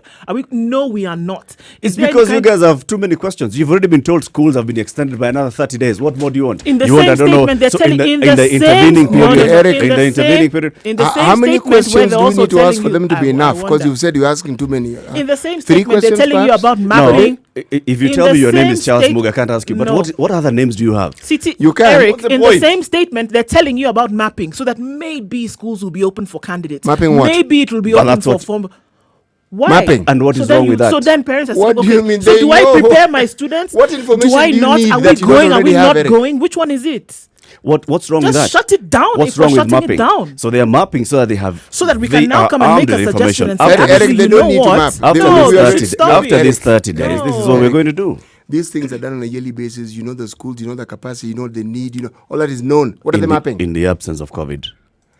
The schools don't disappear and diminish; they exist. So you have the details of the schools, and if you want more details, remember the teachers were not on holiday. The head teachers were not on holiday. They'll give you that information if you want. Hey, That's what they're doing between now and the 4th. who? To They're see if we collecting can information. partially Is that what open you're saying? schools for candidates to come back and have partial learning, Yeah. this, that, the other thing. Yes. So that Okay. So that there can be partial learning. Wait. No, Eric is stuck here. Eric, carry on with that. Yeah. Translate it for our listeners so So, they understand. Ndu is saying, listen to this city, and then ask me that question. Ndu is reporting that this is what the Ministry of Education is saying. Between Yes. now and the date when we should have opened schools, we are going to do a mapping and speak to our teachers and our education officials across the country About and what? find out what schools can be opened, especially for candidates to go in partially and continue with education and preparation for the exams, because it's a question that keeps emerging. I'm just filling that gap. It's a question that keeps emerging about education and the exams. So we are doing like a ground survey to find out whether it's possible for us to reopen some schools partially so that students who are in standard 8 and in form 4 can go back to school and do learning. Now, what other question are you asking? I wasn't asking another question. I'm just saying that in this case, then you throw people into Why are you more faulting confusion. that? You use that word, but How I'm is not that faulting. throwing you into confusion? Are you listening? You see, now the thing is, the problem is that when you're speaking, sometimes then you don't engage your hearing. Speak for long. This is so what that, I'm So saying. that you don't repeat Then yourself. don't interrupt me so that I can finish what it Start. is that I was trying to say in the first 30 place. seconds begins now. It is clear. In this case, if you're giving clear, succinct information, put a moratorium on it. 30 days, let's stop. Don't tell people that there's an option of maybe some can come back to school. And we already saw last week that now teachers are saying, actually, you know what? If you're going to allow Form 4 and Standard 8, you might as well allow then Standard 7 as well. People have already decided for themselves. People are going to say, okay, then this homeschool learning must continue. No. Make it very clear. If there are things we're doing on our end as interventions, we will then report to you. But if we're saying for 30 days, nothing is going to happen, you're not going to be coming back to school, say that and leave it as that. If there's something else that comes up, come next week, just like he has said, and give us this information in bits as you yourself find out. There's nothing wrong with the Ministry of Education saying, we also are at this point where we don't understand the dynamics of all of this, but we're trying to work within the very best of our ability to make sure that we unfold this thing as we know it. There's nothing, absolutely nothing wrong with So that. here is But once how- you so throw here is in, how it's are you letting happening. me finish? Your Once 30 you throw seconds in, are over. Ndu, you want me to add another 30 seconds? Yes. Yes. Apply for Yes. an next Okay, extension. I've applied. Give Thank her, you. give her Moving my on. 30 seconds. Thank you. Take an extra So 30. now, when you come and tell people certain things that are going on, we want to see if we can open other schools. You're telling people, there's a possibility that my child can go back to school. We want to see then if standard 8 and Form 4 teachers now say, actually then let Standard 7 and Form 3 also come as well. No, make it clear from the beginning. This is what you gave the example of China. They said nobody. Did anybody ask questions? They didn't There was ask. no movement, There was zero. Zero. So there's no question of, actually, my child is supposed to take an It exam in doesn't December. happen. It doesn't come up because you were clear in your communication and you said, this is the case, this is what it's going to be. That I'm saying should also come Normal from here. activities suspended. This Period. this is what the CS for Education has said, right? All schools from baby class to university Or more, if you like, read it Closed. 10 times. Read closed, it 10 times. extended by another 30 seconds. A question is asked, how about the candidates? Then the CS responds to that and gives what they are working on in the background. What are you doing to deal with that? They're saying, what so did he say? in the meantime, that's what Ndu has just told us. In the meantime, we are conducting a survey to see whether we can partially open for candidates to go to school. Now, you have a problem with that. But you don't tell us that. Counties fault state quarantine penalty as virus. Why you saying don't tell us that? 355. I'm City. I don't follow you, Carigo. Next. Yes, as we were saying. Fault finding mission aborted. No, it's not fault finding. We go It was into never a fault finding It mission. is fact stating. Eric, it's fact stating. Fact stating. Yes, what we are differing is in the interpretation of these facts, okay? Yes. And unfortunately, and this is where you're right, a little history has come into the discussion as well. And that history, unfortunately, is one that... It's murking the waters. It's mistrust. We've just been thrown into the whole situation. And I said, I will wait to see, then I will believe. 26 minutes to 8 o'clock. This is a situation with Kenya's biggest conversation. Let's take a look at traffic. And then we continue the conversation.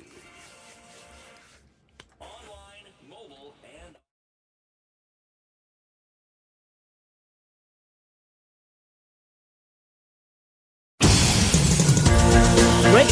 Okay, let's see what may have changed on Mombasa Road this morning. And a little bit. It's opening up and you won't have many problems then getting out. Some parts of the Thika Superhighway being redone, guys. So that means that it's still a bit of drama there where you're trying to get on and off Thika Road, but it won't take you for too long. All right, so we see other reports of traffic on Mombasa Road as far back as GM. Tail back even further to Cabanas. What's going on? The road right around the ICD is still being worked on, so that is going to take some time, but it won't keep you there for too long. All right, most parts of the city look okay. Coming out from Langata Road, Ngong Road and Westlands into the CBD and out, guys, it looks okay. Doesn't look too bad. It's a Monday morning, so we don't expect anything worse than this to happen now, especially in the times that we are in. Put on your mask, guys, in public places. Protect yourselves and others. Spice of MKE, that's how you can reach us. Let us know what you see.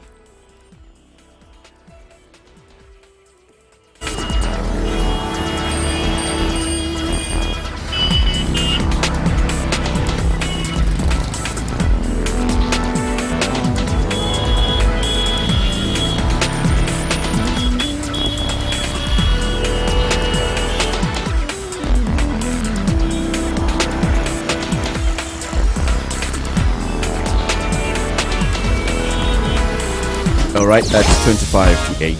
This is a situation. For today. There's something that's coming out. How did you notice? Spice up your life. Mature, intelligent talk every morning. It was bound to happen. Yes. It was coming. This is just people fighting territory. DCI orders his officers not to surrender original documents to prosecutors. ODPP says the filed orders are illegal. So what is this? Let me read what they're saying the new orders are. Huh? Original investigation files should not be forwarded to prosecutors. They should only get duplicate. 1. Makes sense? Investigation files will only be forwarded to ODPP when investigations are complete. Again, makes sense? Files pending before the court will only be submitted to the ODPP after a request is received in writing. Again, makes sense? Files pending before request special hearings in cases involving foreigners as witnesses to protect them from the unnecessary adjournments orchestrated by the defense. Everything so far makes sense. But from what is being reported, it appears that the office of the DPP seemed to have different ideas. They wanted other means or other avenues followed in ensuring this. Now, this is not a new fight, huh? It's not a new fight. Remember, there's always been this fight. Let's start with the judiciary. You do not prepare your cases well. Yep. So what do you expect us to rule on when we are ruling on what you have given us? Then there's been the fight of sometimes these documents get lost. Clearly it was the original, so you don't have duplicates. So why can't the DCI give the original and keep the duplicates? Your job is done anyway. I don't Because the remember- prosecutor here is saying, how can we prosecute a case without an original file or document? This is not possible. The Constitution is very clear on such issues. Ask them how and why they're going about it. We are not actually debating any of these issues that we have here. These are tough wars being fought. These are wars that are being fought as to who is superior and who should be listened to a little more and who has the bigger cake of the say in these matters. That's what we're actually reading here. I'm surprised the judiciary hasn't come in, but their position has been clear. They've been accused adequately. They've been called a stumbling block. And remember, the Anti-Corruption Commission have also been left out of this particular loop here. So I expect them to jump into the fray at some point and to also have their day in the sun. There was the issue of police prosecutors initially. That one we resolved, did we not? Yep. At least we're told it was resolved. We've cleared all police prosecutors. All prosecutors are now coming from the ODPP and their lawyers. Yes. No more police officers. No. That initially that could mean that the DCI had an influence over the prosecution of cases. He did. Because he controlled the a small certain portion cases. of it. He did. He is the person who was the arresting officer. He was the prosecuting officer. He had a say, a huge say in what happens. So these are just an extension probably of that push and pull. I think Of who has the powers to determine the fate. But the of a Constitution is case. actually very clear on that one. That one we don't even need to debate it too much. Prosecutorial powers. Are vested in the ODPP. That one we don't even need to debate it. It's not something for us to even debate. It's clear. The DCI was set up. Remember, DCI used to be part of what you call regular police. Right. They then became DCI. Okay? CID. It was CID. Wakawa to DCI. Now, their role is clear. Investigate. Their role is clear. It reaches here, you pass it on. It pass it on.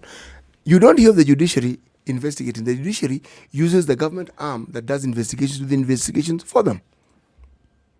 So, Tough wars. These We're are also tough seeing wars. tough wars inside the judiciary. The Yes, CJ has, had a conversation and having a back and forth with judges and magistrates. Judges and magistrates are sort of like giving pushback. giving pushback. People, so we are not going to have people coming to court. Let's operate from home. Initially, they were like, let's start reopening courts and control the number of people who come into court. Judges, magistrates decided, no, our safety is of paramount importance. We are not going to come to court and mix up with Watus. All right, so fine. So operate from home. Let's do online. Let's do Skype and all. Deliver your judgments. And by this time, all the pending judgments, make sure that they're delivered by the end of May. Makes sense, doesn't it? Now, apparently, same judges and magistrates are saying, I'm only available on Thursdays, gentlemen. Even in my home, only on Thursday. Wherever I'm working from, I'm only available on Thursdays. And now the CJ is writing to them and telling them, comrades, listen, we are not on holiday. You are still required to work. If you're not able to go online from your home, go to your chambers and talk to the IT people. They'll sort you out. They'll set you up with internet so you can work from your chambers by yourself, and then you link up with your lawyers and everybody else who's involved in these cases. Why is this not happening? Push back again. The internal wars of the judiciary continue even times of COVID. Why? Actually, the question I would ask is, what are we fighting about? What is this? What's the issue here? Nothing to do with whether they should be in court or they should be online. No, No. it has nothing to do with This is that COVID people either. feel, this Maraga guy, we can put. Thinks he can tell us what to do. Not only that, This is lack of ask yourself what is actually going on in the judiciary. Is it about reforms? Is it about camps that people have within the judiciary? Is it something that the Chief Justice is doing that people have been unhappy with? And this is because this is a go-slow. It is. Smells like one. It looks like one, even quacks like one. It's not a donkey. Most certainly isn't a giraffe. Right. So the judiciary are now hanging out the little linen in public. Look, I'm telling you, opportunity has presented itself with COVID like no other time, because here you have a chance. Look, it's a go slow, like you say. I have an opportunity to be at home or wherever it is that I'm conducting whatever other business I home, have, it's for you to and I decide. can use COVID as an excuse. Right? I'm not coming into the chair. I'm not coming into the office. I'm not coming into the chambers. I'm not attending court because I've been told to do it from home. And even then, I'm using this to send a message to you that even then, I'm only available one day a week. What are you going to do about it? Basically, that's the message you're sending. What are you going to do about it? So if you want to have a conversation with me, then that is when an opportunity then presents itself for all of these other underlying matters to come out. Because I do feel that the underlying matters, if there weren't, then it would not be so difficult, guess what, to show up and deliver judgments in cases where that was required, or to hear cases via Skype. We saw other things that were expedited. For example, the case of this whole tribunal with Keroche breweries. We saw that take place. We saw the proceedings carry out, etc., etc. The judge, the magistrates who were supposed to have dealt with that very well. You'll find, though, however, that thousands of other cases here and there, all these other petty cases that they needed to deal with and clear, are sitting, still waiting for the judgments. Remember that when COVID-19 measures were being put in place, which was the first agency to come out and talk about measures that they had put in place? It was the judiciary. They were the first.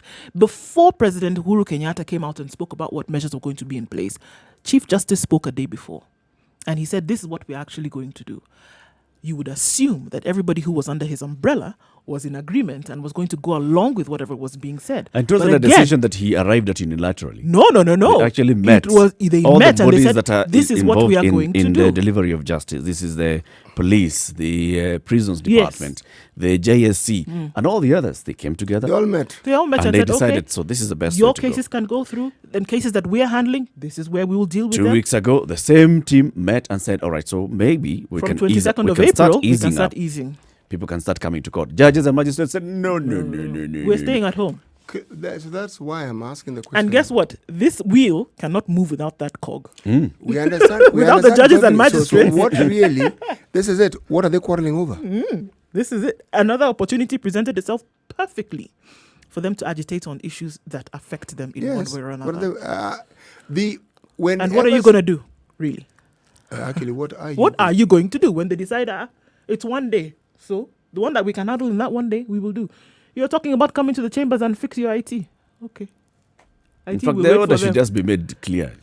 Everybody report to your chambers. Everybody work from your chambers. The only thing that's happening is that you're not going to have people coming in for their cases. If the lawyers if from there's both a lawyer prosecutor and somebody who has an defense, issue and the defense, those people are not 10, for heaven's sake. There you go. Even those small courts of ours, they can fit in and there'll be social distance.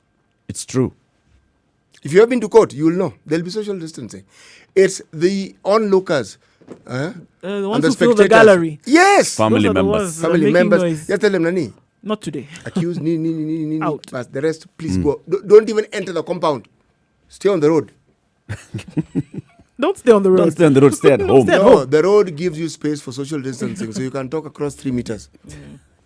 But yeah, it's clear that this is not just we're not coming to work. There's a deeper message that's being sent here. And just the same way all the agencies came together and agreed on the measures that were going to be taken by the judiciary, I can bet you my bottom dollar that even these judges and magistrates have, had a WhatsApp call here and there and said, you know what, guys, this one we're not doing. Succession politics playing out, probably, at some point. That as well. is one of the issues that is most probably the case, because with that one movement, there'll be a lot of movement as well. Because remember, the Chief Justice has a lot of sway and a lot of say. Yep. So if the Chief Justice moves on and somebody else comes along, that someone will bring about changes. So why don't we see how this develops? Unfortunately, the grass that's suffering is the people who require justice. They've already suffered, Derek. People who will continue in to this suffer. particular Yeah, case. they have. They've suffered. And also, if you look at the Haji Kinoti, what is being presented as a fight here, let's also watch how this one develops. So remember now, COVID has stopped taking center stage where these people are concerned. They've slowly moved back to business as usual. They're working from home. They are working from home and fighting from home. The politicians are also doing their bit. Civil servants are also doing their bit. But we are back to normal. 14 minutes to 8 o'clock. This is a situation on Kenya's biggest conversation. 0719-012-600. You can join our conversation at any time. Also, you can tag along on Facebook, Twitter, YouTube, and Instagram. Spice FM KE.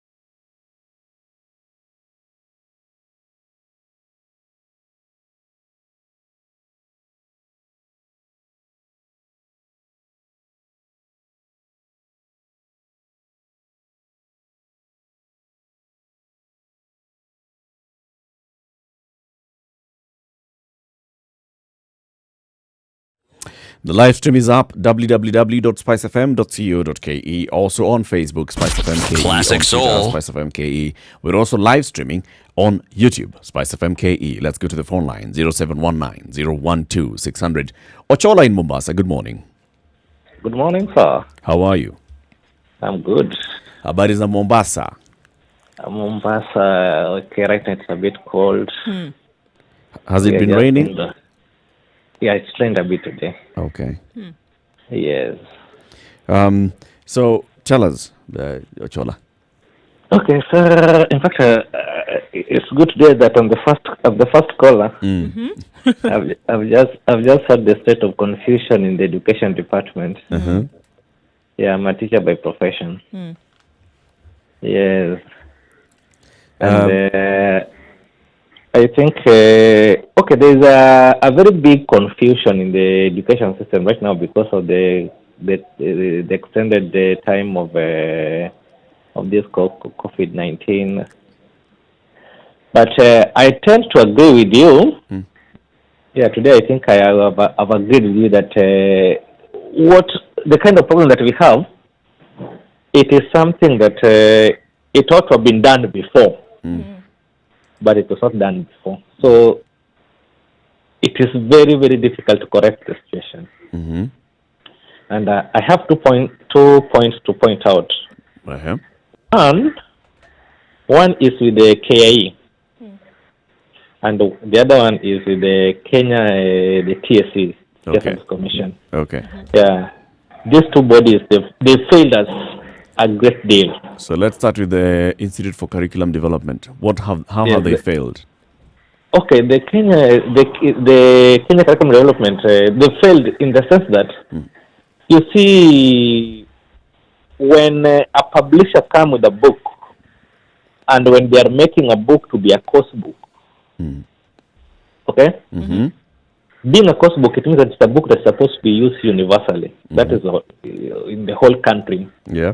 The same book is used in Mombasa, the same book is used in Turkana, the same book is used in Lokichogio.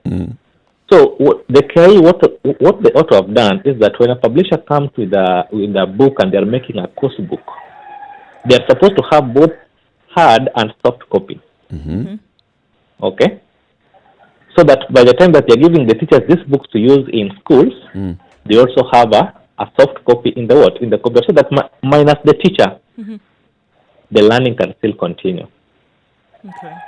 And they are supposed to avail the two to the teachers, so that the teachers, because right now we have the IT department in schools, isn't it? Yeah.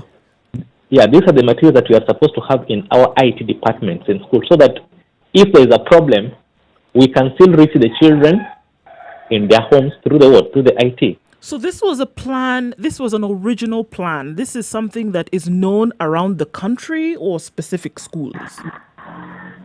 It is something that they're supposed to do for the whole schools in Kenya. Okay. Yes.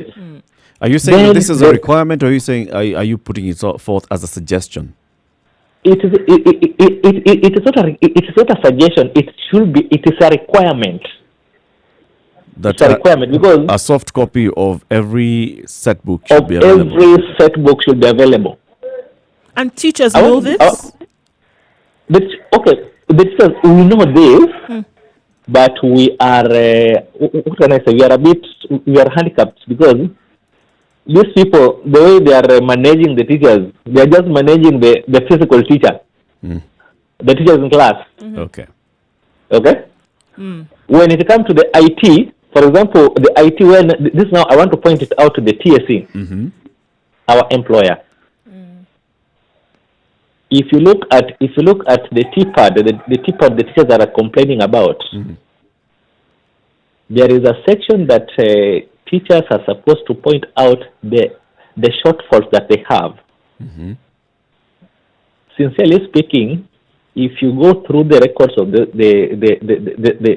TPAD the teachers have been submitting, that they have the shortfall in the IT.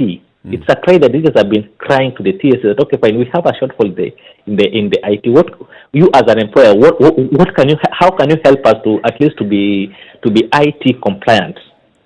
So are teachers talking about infrastructure or capacity? Their own capacity. So Capacity, teachers are yes. not IT savvy. Yes, they're not. Very few teachers are IT compliant. And this is the time that the IT is supposed to help the teacher. I want to give you a very good example. Myself right now, there's a course that I'm doing. And this course, when I went for the first year, I took the materials, the IT materials, everything. What I was the soft copy of the book, the module that I'm supposed to do in the second year. Yep. And I took all the slides. Okay, which means that there is a book, and there is the slide part of it that have been prepared in form of the lessons, and I've been able to cover everything. Right now, in fact, if they tell that, okay, Eric, you come for the exam, I'm very confident I can just walk in the exam room and I do. I'm ready. Okay, and this is what is supposed to be done to our children. It's supposed to be done to all the schools. If they can provide us with the soft copy of all the set books of all the course books that we are handling in school, the teachers will be able to prepare the slides, prepare the lessons of the same, so that if there is a problem like this, then we can just use the IT department to reach the children. The learning can continue. But all these were not done. Right. So right now we are just wasting our time. What we are supposed to advise the parents, okay, as a teacher, what I can just advise the parents, because it cannot be done now. What I can advise the parents is that let the children concentrate on what we've covered. Yes, let them do the revisions. So they do revisions on what you've covered. Yes, on what we've covered. What assistance can you give those that may be having problems as teachers? How can you assist those pupils who are at home who may be having problems and they want to ask one or two questions? Okay, what they can do, there are revision books. Okay. For example, you can go and buy a targeter. There are very good revision books that are having that are having all the things that we've covered. Okay. So right now they can only depend on the hard copies of those books, because to say that maybe teachers can go, everybody is quarantined in his or her own house. You cannot move to somebody's house right now. So let them just concentrate on what we've covered. Let them go and buy the past papers. Let them go and buy these revision books, and let them concentrate on what we've covered in school after we've covered, because the remaining bit we'll cover when we get back there. Ochola, thank you very much for your call this morning. Yes, thank you very much. It's Sunday. Yeah, well, a lot should have been done. A lot wasn't done. So here we are. What do we do? Yeah. What we do, I keep saying, let's just say close schools. We will tell you when schools will open. That's it. Don't even say 30 days, 60 days. Just say schools are closed. Schools will remain closed. Indefinitely. That's clarity. Just say indefinitely. So now we will give you can have another discussion. So you're not discussing school opening. We will give you at least 3 remove weeks. It out of Whenever we make an announcement, it will be 3 weeks to opening date. So you have enough time to also prepare yourself. Bas, hii mambo ingine yote sijui unnecessary. Too many stories. Too many stories going to. Irongo is calling in. Irongo, I think we only have a minute to go to the top of the hour. Irongo in Kisii, habari ya leo? Mzuri sana. Aya mwalimu, tuambie. In my very honest view, IT cannot be used to teach the children of Kenya across, because the teachers are not prepared. The parents, most of them may not even be able to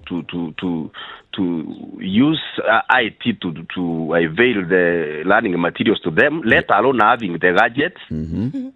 So if I understood the CS very well yesterday, he actually said we are on holiday. Yep. We shall have another 1 month after 4th of May. Yep. We shall cover what's remaining later on. So basically he's extended the holiday by a further 30 days. In fact, that's absolutely what it is. We cannot lie to ourselves. If we are talking about IT, it will reach very few people. One more thing, please.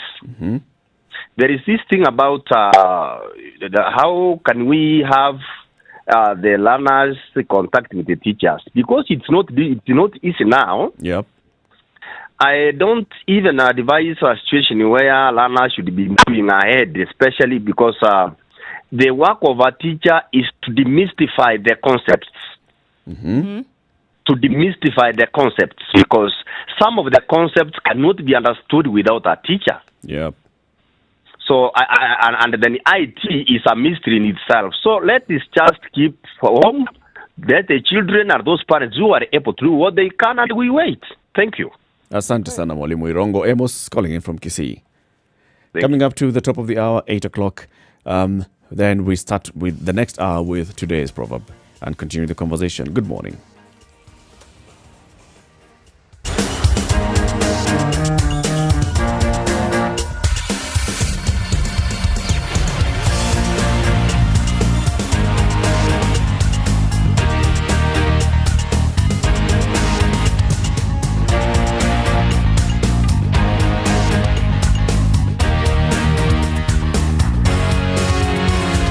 Okay, so a truck has stalled on the climb to GM, unfortunately. So now traffic is backed all the way, well past Gateway Mall today. It's a truck, guys.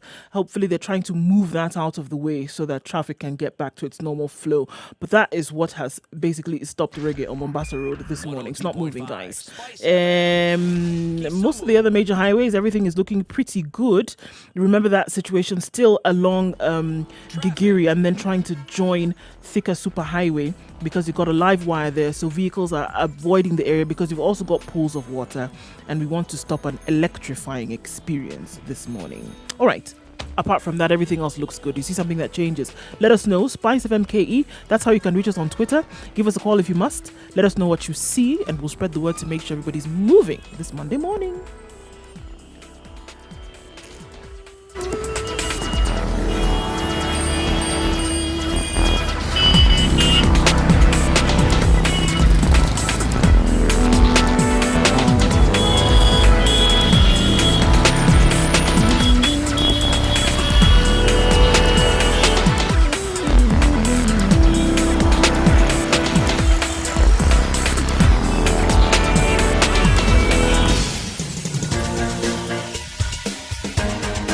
This is The Situation Room, the home of hard-hitting political commentary and penetrating insights about the state of the nation. This is a talk radio experience like no other. The Situation Room, a place for hard truths, debates, and elevated conversations. The Situation Room, witty, political, engaging, deep, controversial. In the room, we have C.T. Muga, researcher, academic, seasoned political observer, a fountain of wisdom in these politically uncertain times. All right, Ndu Oko, history keeps repeating itself in this country. No sooner than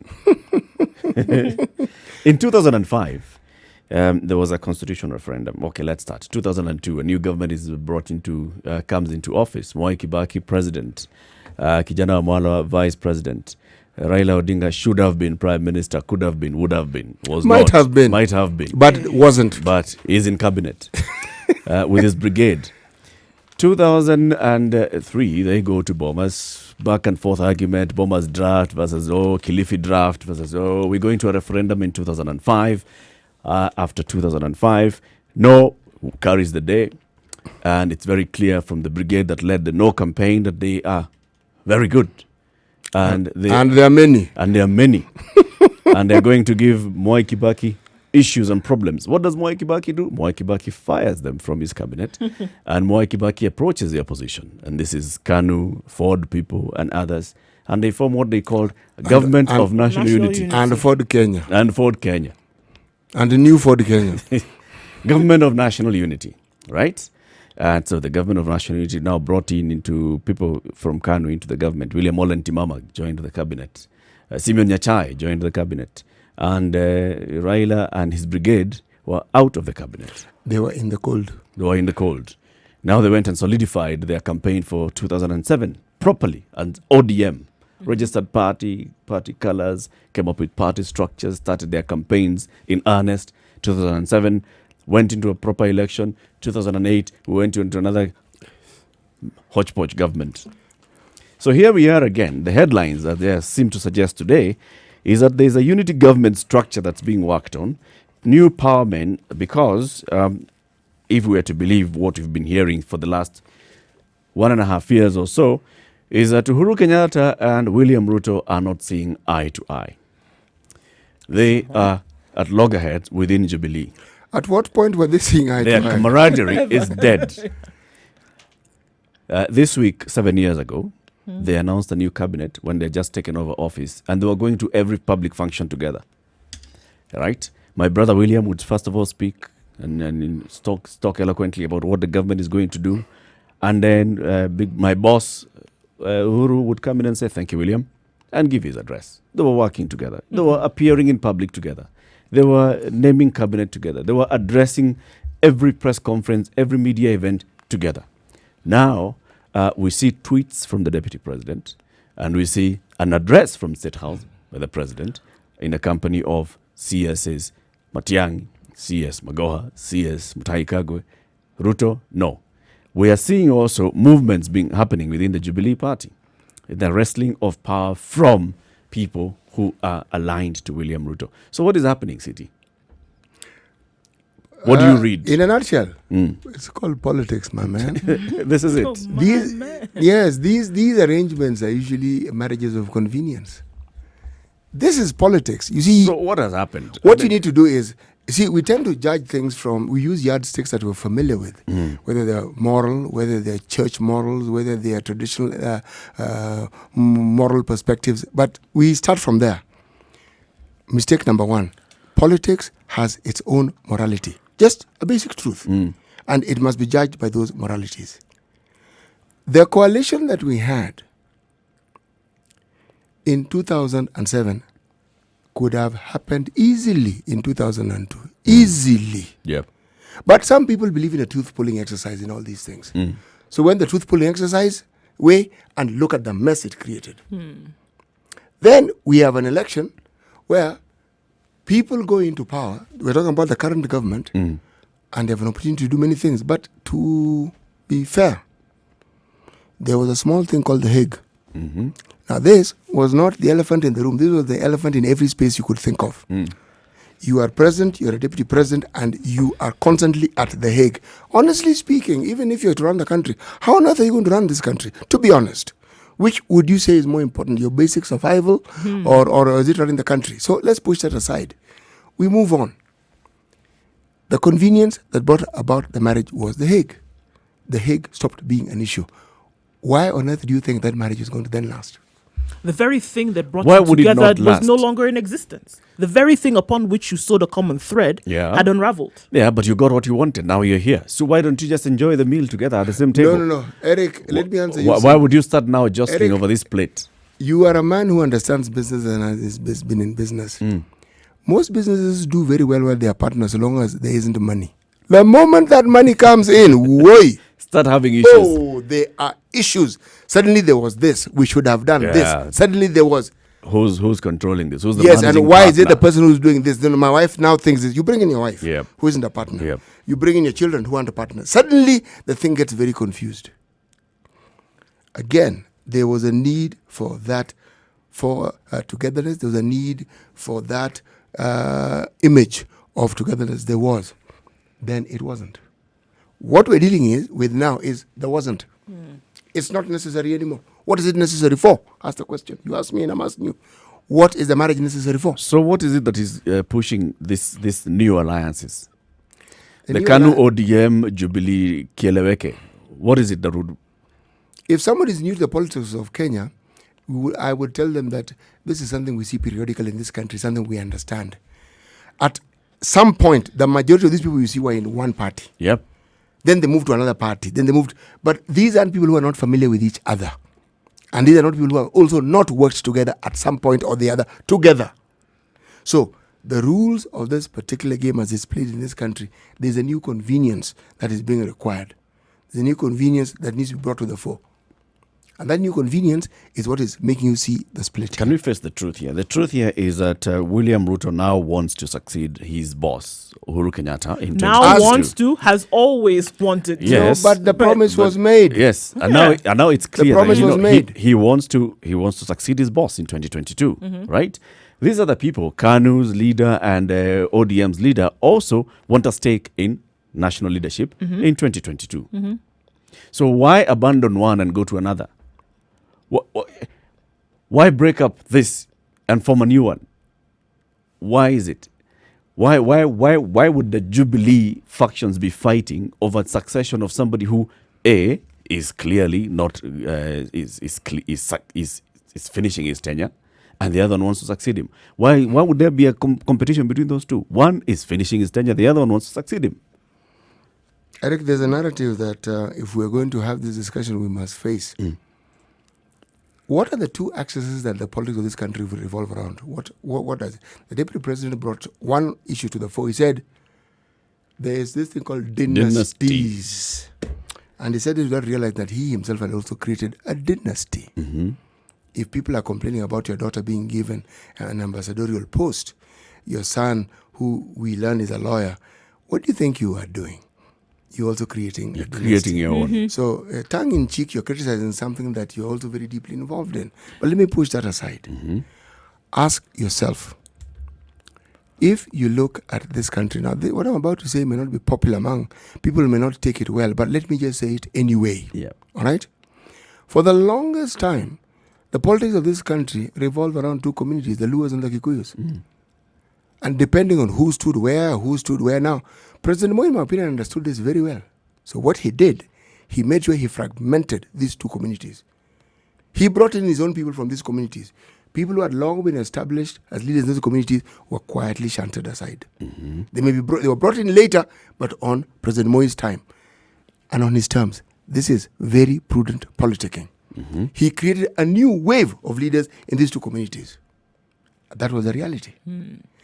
If you look at the fight that we are talking about now, for the longest time it has been, when it was President Moi, he was prudent enough to ensure that all he required was a majority, not a percentage. Just a majority to be president. That's it. So if you did the maths, it became clear that these communities that challenged him divided the votes nicely among them. The man never got 40%, but he was still president because he had the majority. It's not complicated. And the maths added up beautifully. We come to 2002, that arithmetic suddenly took a new turn. And people who had been at loggerheads among each other, these two communities, the Luos and the Kikuyus, suddenly found common ground. Suddenly. Now, where it now worked was that the Kikuyu had two candidates. That vote was split nicely. Now, whoever managed to split this vote, if you're talking about Mwai Kibaki, because he wasn't in KANU and could align himself to all the smaller communities and others to join in, those guys had an opportunity to win, and they won.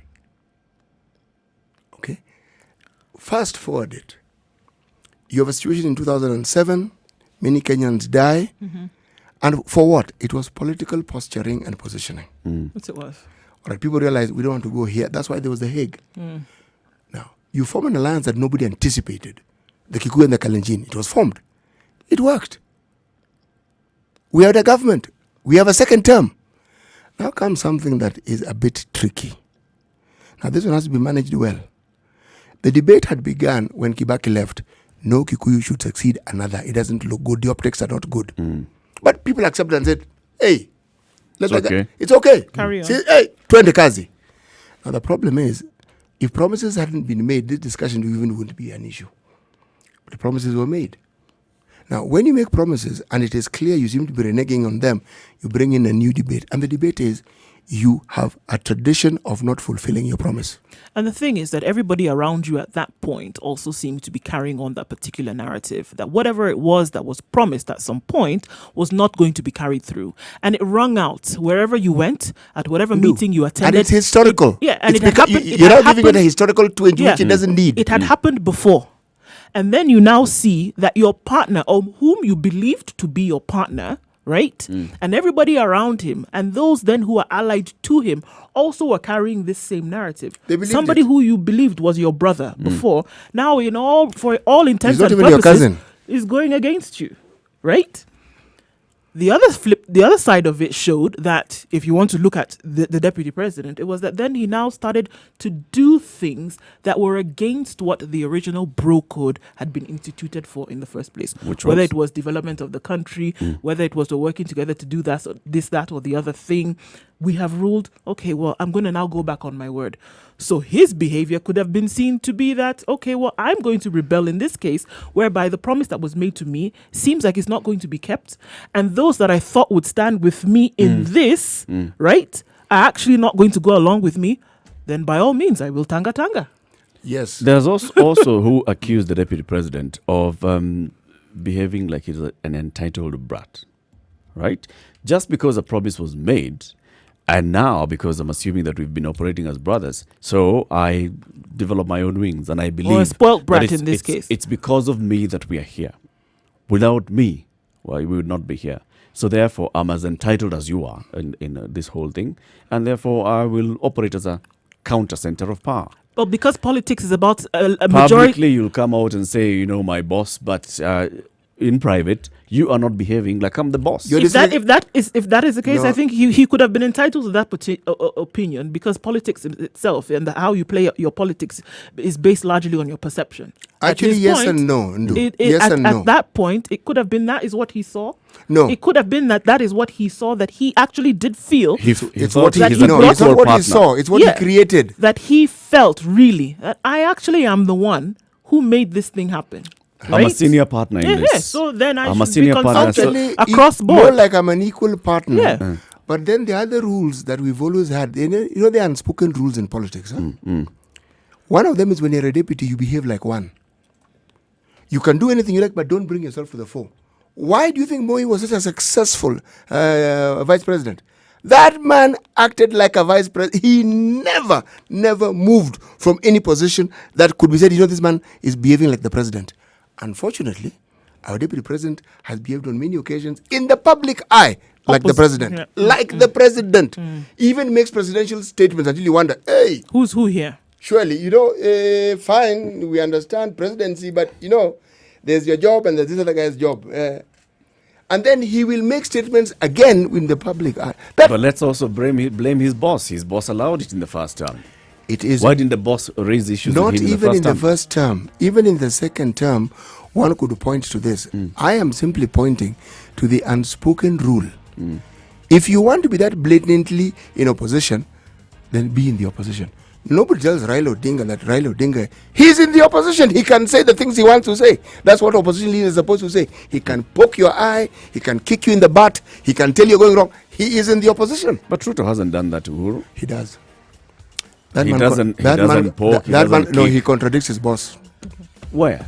Examples? You'll give us some examples when you come out of this. Oh, I will short give break. you examples. He Okay. contradicts his boss. 17 minutes after 8. When we come out of this short break, City Muga will give us examples where the DP has contradicted his boss. Good morning. This is a Situation Room, Kenya's biggest conversation.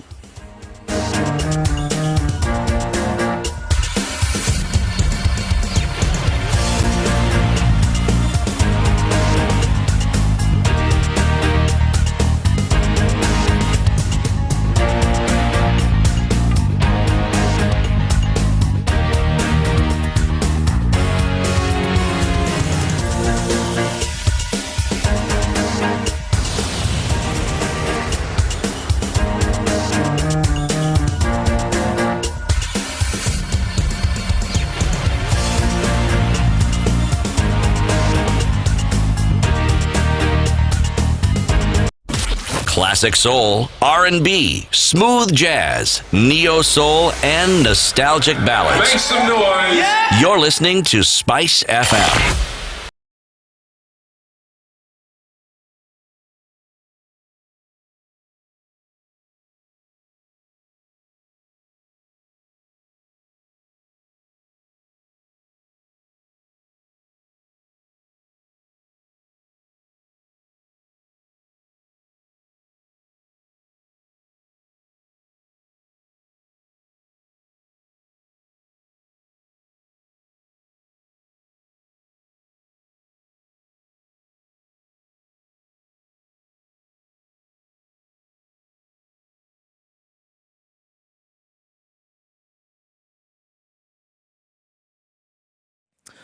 All right, the sun peeking through in certain parts of Nairobi. Mostly cloudy conditions are going to follow, though. The chances of rain are very high for this Monday. 23 the high and lows of 15. Looking into Nyeri at 17 degrees, it's mostly cloudy. Rain showers expected early, highs of 23. In Nakuru at 17 degrees, partly cloudy conditions will be followed by rain. 24 degrees the high. In Eldoret at 16 degrees, partly cloudy conditions. Thunderstorms forecasted for the afternoon with highs of 22 and lows of 13. It's partly cloudy conditions in Kisumu after the rain this morning. 22 degrees right now. We'll see highs of 28 and lows of 19 with showers for most parts of the day. 28 degrees in Malindi and mostly cloudy. Rain showers expected with highs of 31 and lows of 26. It's going to remain quite warm in Mombasa despite the rain that is currently being experienced. Highs of 30 and lows of 26. In Kampala at 22 degrees, it's mostly cloudy. Thunderstorms expected for the afternoon with highs of 25 and lows of 19. In Dar es Salaam at 28 degrees is partly cloudy and we will see highs of 31 and lows of 24. In Joburg this morning at 10 degrees is mostly sunny, highs of 18. The rain has ended, but we'll see what that looks like with early rains later and highs of 18 and lows of 10. And finally for now in Lagos at 26 degrees, the skies have cleared up from the early rain. It'll make a comeback though later with highs of 32 and lows of 26.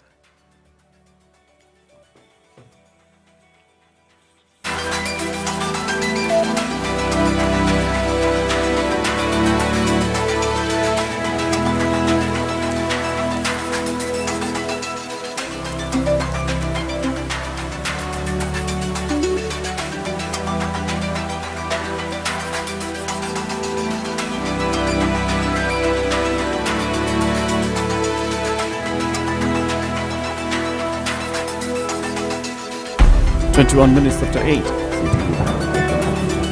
Mature, intelligent talk. Things are long, my friend.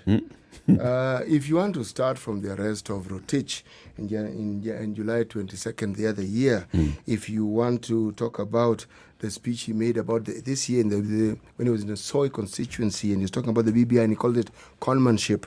If you're talking about control of the Jubilee Party where the president came up and mentioned what he wants the structure to be and the DP came right in and opposed. The examples are many. I do not need to even, there are many, this year, last year. And some were written by Macharia Gaidho, some were brought in by Al Jazeera. All that happened was they were pointing out to something, looking back at what was given as an image of a cozy relationship going haywire. The deputy opposing the president in publicly speaking about it. It's one of those no-nos in politics. It's like, for instance, Raila Odinga says something and then the party chairman Mbadi comes and says, this conmanship. You'll call it political suicide. You wonder, what on earth does this guy think he's doing? Everyone who understands politics knows the things you talk about quietly. You resolve them quietly. Even if you disagree, you do not come out into the open unless you have a plan B for yourself and for survival and oppose the leader to the point of almost just breaking that little barrier and unfortunately there's no coming back from this one because it was made tricky. Very, very hard to come back from this one because it was made public. Oh, of course. The lines were drawn and you already had allies on both sides. Why don't I give you a little historical perspective? Do that when you after you speak to Michael, who's calling in from Umoja. Michael. How are you, Eric, today? Me, I'm fine. And you? I'm not complaining. And the rest of the crew? We are well, thank you. As well. Yeah, now on this issue of succession, previously, let me be realistic and say I'm not a fan of Uhuru that much. Mm-hmm. But looking at the way things have been and where we are coming from, when the party was still together, the Jubilee Party, there was a time when Ruto started his campaigning, so much campaigning. Uhuru told him, please stop campaigning, we work. When we get there, we'll cross the bridge together. Mm-hmm. But looking at this realistically, Ruto did not adhere to it. What he did, rather, his accomplice decided, no, Uhuru, now you're getting into Ruto's campaign for 2022. So that's where the whole issue began. And Uhuru being Uhuru, and he wanted to leave a legacy of something, look at the way I've tried to look at it. He decided to say, let me look for the people who are a little bit closer to who are trying to look to see if the government will succeed. This is where the opposition were telling Uhuru, do 1, 2, 3 for us to succeed. When they were, he said, instead of you being opposition, come in, contribute, and let's work together. And because if you look at it clearly, there's never a day Uhuru has ever said, I'm not with the Ruto. What I think he decided to do is let Ruto campaign. When he's finished, he'll come back. That's my thinking. That is my thinking. Because he has never, even in public, say, I'm never with him. Yeah. He said we are together. But for now, let him campaign, because that's what he did. He told him, stop campaigning, but the guy is still campaigning. So he just decided, okay, you continue. Exactly. Yeah, when you are done, you'll come back. Utarudi tu. Yeah, that's my thinking. Thank you, Michael. Daniel in Kisumu, good morning. Good morning, Siri, Udo, and Eric Latif. Good morning. Daniel. Yes, what I can say is that there is a very sharp contrast between Ruto and the deputy president. President Moi. President Moi when we want to compare the two. Mm-hmm. Because you see, with President Moi, however much things were being done to him, or maybe any kind of humiliation, the guy was humble. And that's what maybe made him to be endeared to some other politicians by that time. But with the deputy president right now, it's a very big contrast, because there is something like pride, and also that's maybe that arrogance in the first place. And whatever we can say is that you know Raila is just an outsider who was just standing outside the fence, the guarded fence of the Jubilee, trying to provoke those who are inside. But the moment Ruto was constantly attacking him, he maybe somehow got some sympathy from the boss, and he was maybe he was used to as a tool, maybe to override this guy Ruto. What I can say is that you see the two, this politics of convenience has made the two, Raila Odinga and Uhuru Kenyatta, to come together because of the investors and the political think tanks. These are the people who are deciding on who to be the president, not the voters per se. Okay. So I can, yeah. Thank you, Daniel. Zachary in Nakuru, good morning. Oh, good morning, guys. Good morning to you. Yeah, I'm okay, and I'm happy, and I'm actually following the debate. Now, let me tell you this, guys. Tell us. That word that as Mwalimu mentioned is what we call marriage of convenience. And that is exactly what the Jubilee government is. And let me tell you, Mr. Eric, academicians or scholars have invented another word used in Africa, the shippo. The shippo, you know? The shippo, if it is going to be told, can you drink this poison? It's going to drink as long as you who is drinking it, you know? And I want to take you back to... Who are the shippo, Zachary? The shippo are the voters. Why? We are sheep. I'm talking of the shippo, the sheep, you know? And let me take you back to the first referendum that failed, yeah? Yes. Can you imagine somebody like Mwalimu there, or somebody like me who is, fairly informed, saying that I won't vote this thing in because Eric, who is now the ringleader, has read it, and he's telling me this. Yes. And definitely, the document that I'm being told to vote, is going to directly affect me. But because of that fanaticism, that I beef in Mr. Eric so much because he is the ringleader, and I'm not supposed to question him. Yep. Okay? It's going to make me drink that poison. Now, let me tell you, I think I called you last time and I told you this from the word go was a marriage of convenience. Brought about by what? So by is that convenience over? That is definitely, as you said, it is that convenience is now over, and therefore we have to look for a new marriage. definitely not new marriage. We have to look for new ground. Did you see? Let me tell you, Mr. Eric, from the word go, me, I knew. I'm Kikuyu myself, and I'm from Katodo. Get this from me. I never voted for that outfit in the first place. And people would have even, they would have killed me. But I told them, that because I told them, now this thing is being brought about by whatever we are facing. Okay? It's the Hague. And immediately we give it in. We gave into it to the convictions. There later we are going to regret. And that is exactly what happened. And none of them wanted to listen to me. And I told them, okay, whether I'm a Kikuyu or not, I'm convinced that this is not the right time to vote in these guys. Now look at what we are having. But now the many people in your Gatondo are also feeling the same. They're feeling like your brother has let down his brother. This is because, and they are going with the Hustler Nation. This is because that sheepness is now is now knocking sense into everybody's head. Let me tell you, Mr. Eric, once you go drinking, and you had promised your family that, I'm going, when I go to work, I'll come with this meat. We are not even going to have matubo, and then you pass through Mama Pima's place, and then you drink all the money. Once you go back home, let me tell you, you may not bring the red meat, but you go with the matubo. But tomorrow, then you promise them, okay, I'll come with the bread and butter. Then you go with the so-called KDS and the gumus. These guys will start questioning you. Hey, now you are taking us for granted. Why? You understand? This is exactly what is happening. So you're saying this is unfulfilled promises. These are unfulfilled promises. People are now getting to see the lie that they were right.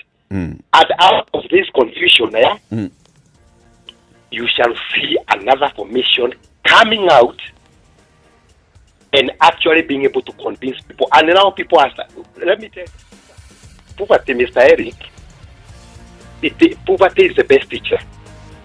Necessity so you is think the best teacher. You think people now are going to make a decision better, more informed? Yeah, definitely. Tough luck, Zachary, tough luck. 8:30. Let's hear what others say. 8:30. This is the Situation Room. It's Kenya's biggest conversation. 0719-012-600. We're talking about Uhuru's new power man and also structure of a unity government. Clearly, Jubilee is, let's call it, it's gone. All right? New power play is in play. Good morning. Let's take a look at traffic shortly.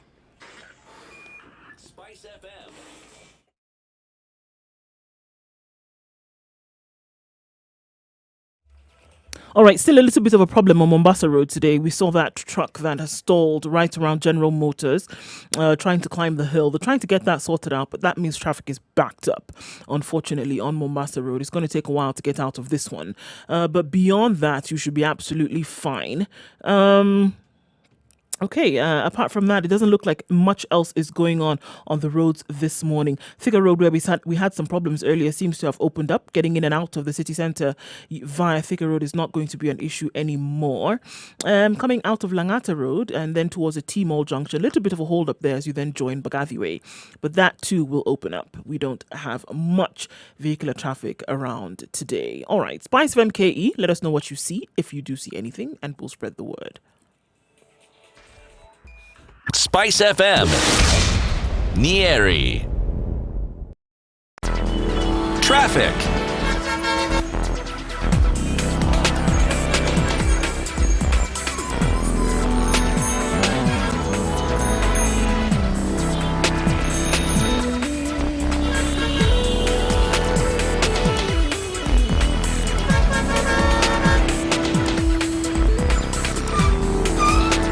Back to the phone lines, and also you can post your comments on Spice FM KE, Facebook, YouTube, and Twitter.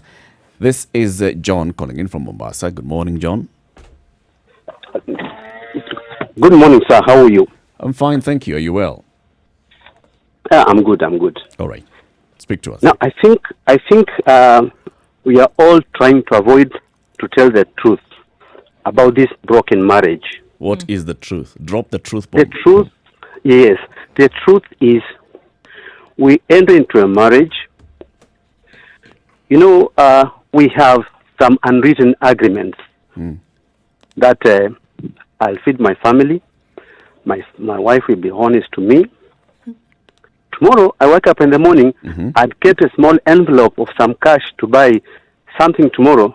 I find it missing. I turn to my wife, or rather my wife turns to me. And where is this money? I had kept some cash here. Where is it?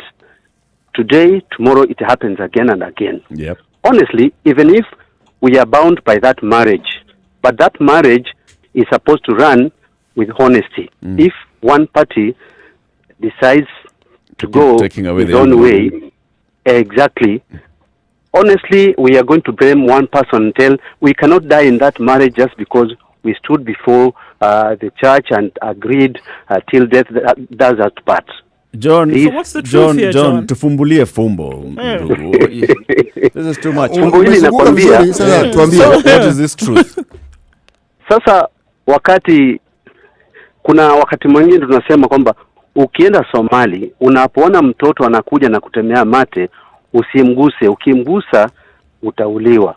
Okay, So John, let what me I'm help you trying here. to say, In this yes. case, you're talking about President Uhuru Kenyatta and Deputy President Ruto. William Ruto. What's the truth? Exactly. They agreed to run this country together, everyone to play his role, and the president was very sincere in this marriage. He gave his deputy a platform to do whatever he wants to do. Now, I'm seeing part of his own people blaming Uhuru that he went to sleep, but once we've got into a marriage, I trust you, you trust me. If I gave you some money to go and buy land in Thika, I'll believe that you've done it and the title deed is safe somewhere. I wish politics worked the way you actually suggested.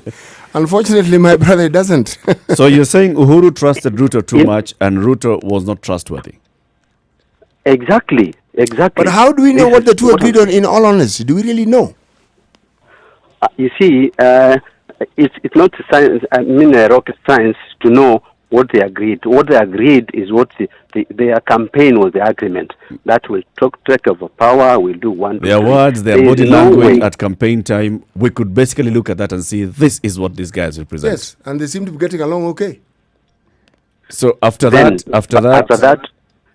the envelopes started disappearing. Very huge budgets being read. We are going for money to bring money home, only to find this money is paying one entity so much money, and not being used for whatever reason it was borrowed for, or it was meant for. And now we are blaming the wife because the envelope has disappeared. So you're We saying are the not wife took blaming the the wife. envelope. We are telling the wife. How do we know it's the wife who took the envelope and not the husband who's taken the envelope and turning to the wife? Or one of the friends came into the house and took the envelope. Not the friend. Or the It is husband not has a the friend. mpango wakando that is financing. Do we even know what the content of the envelope was? Does the envelope have anything? We or all is it know empty? because in the evening we agreed we are keeping this money here for breakfast tomorrow. Only to wake up and one party tells the other person that the money is missing. Only to find out later on this money inajenga nyumba kule kwa mama nyumbani. I see. Amechukua. Okay. John, thank you. In a nutshell, asante sana nashukuru. You guys are doing a good job. Actually, I never used to like radios, but nowadays, wow, you escort me very well to my workplace. Thank you, Asanteni John. and John, Mombasa. karibu na asante sana. Karibuni Mombasa. Mombasa tutasija. Mombasa twaja. Karaoke. Hi, how are you guys? Hi, Karaoke. Fine, Karaoke, are you well? I'm okay. Are you? You're sounding down, Karaoke. You're sounding down. You're sounding low. Only because I've been having a cold, but I'm at least I'm well today. Pole, and thank you for calling. Thank you. First and foremost, I want to go back to what City said concerning the deputy president.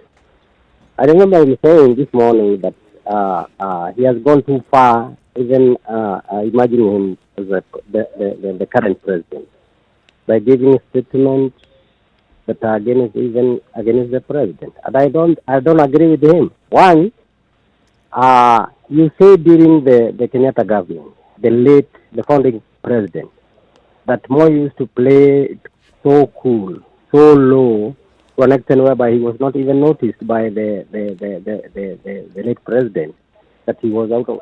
Anyway, let's agree with what he said. He used to play it cool. Remember, during those days, we were having a single party, and the president could sack his deputy at will, anytime, or even somebody in the lowest level, in terms of MCA or somebody else. He can say anything. Nobody objects to what the president said during those days. According to the arrangements of our constitution, by then, all the power was bestowed upon that institution of the president. But for today's arrangement is very different. Remember, we voted the two. And point number two, despite the fact that we voted for the two, there's nowhere, even at any one time, that the deputy president has behaved what City said, that he is taking the role as the president of the country. There's nowhere where he has contradicted the president.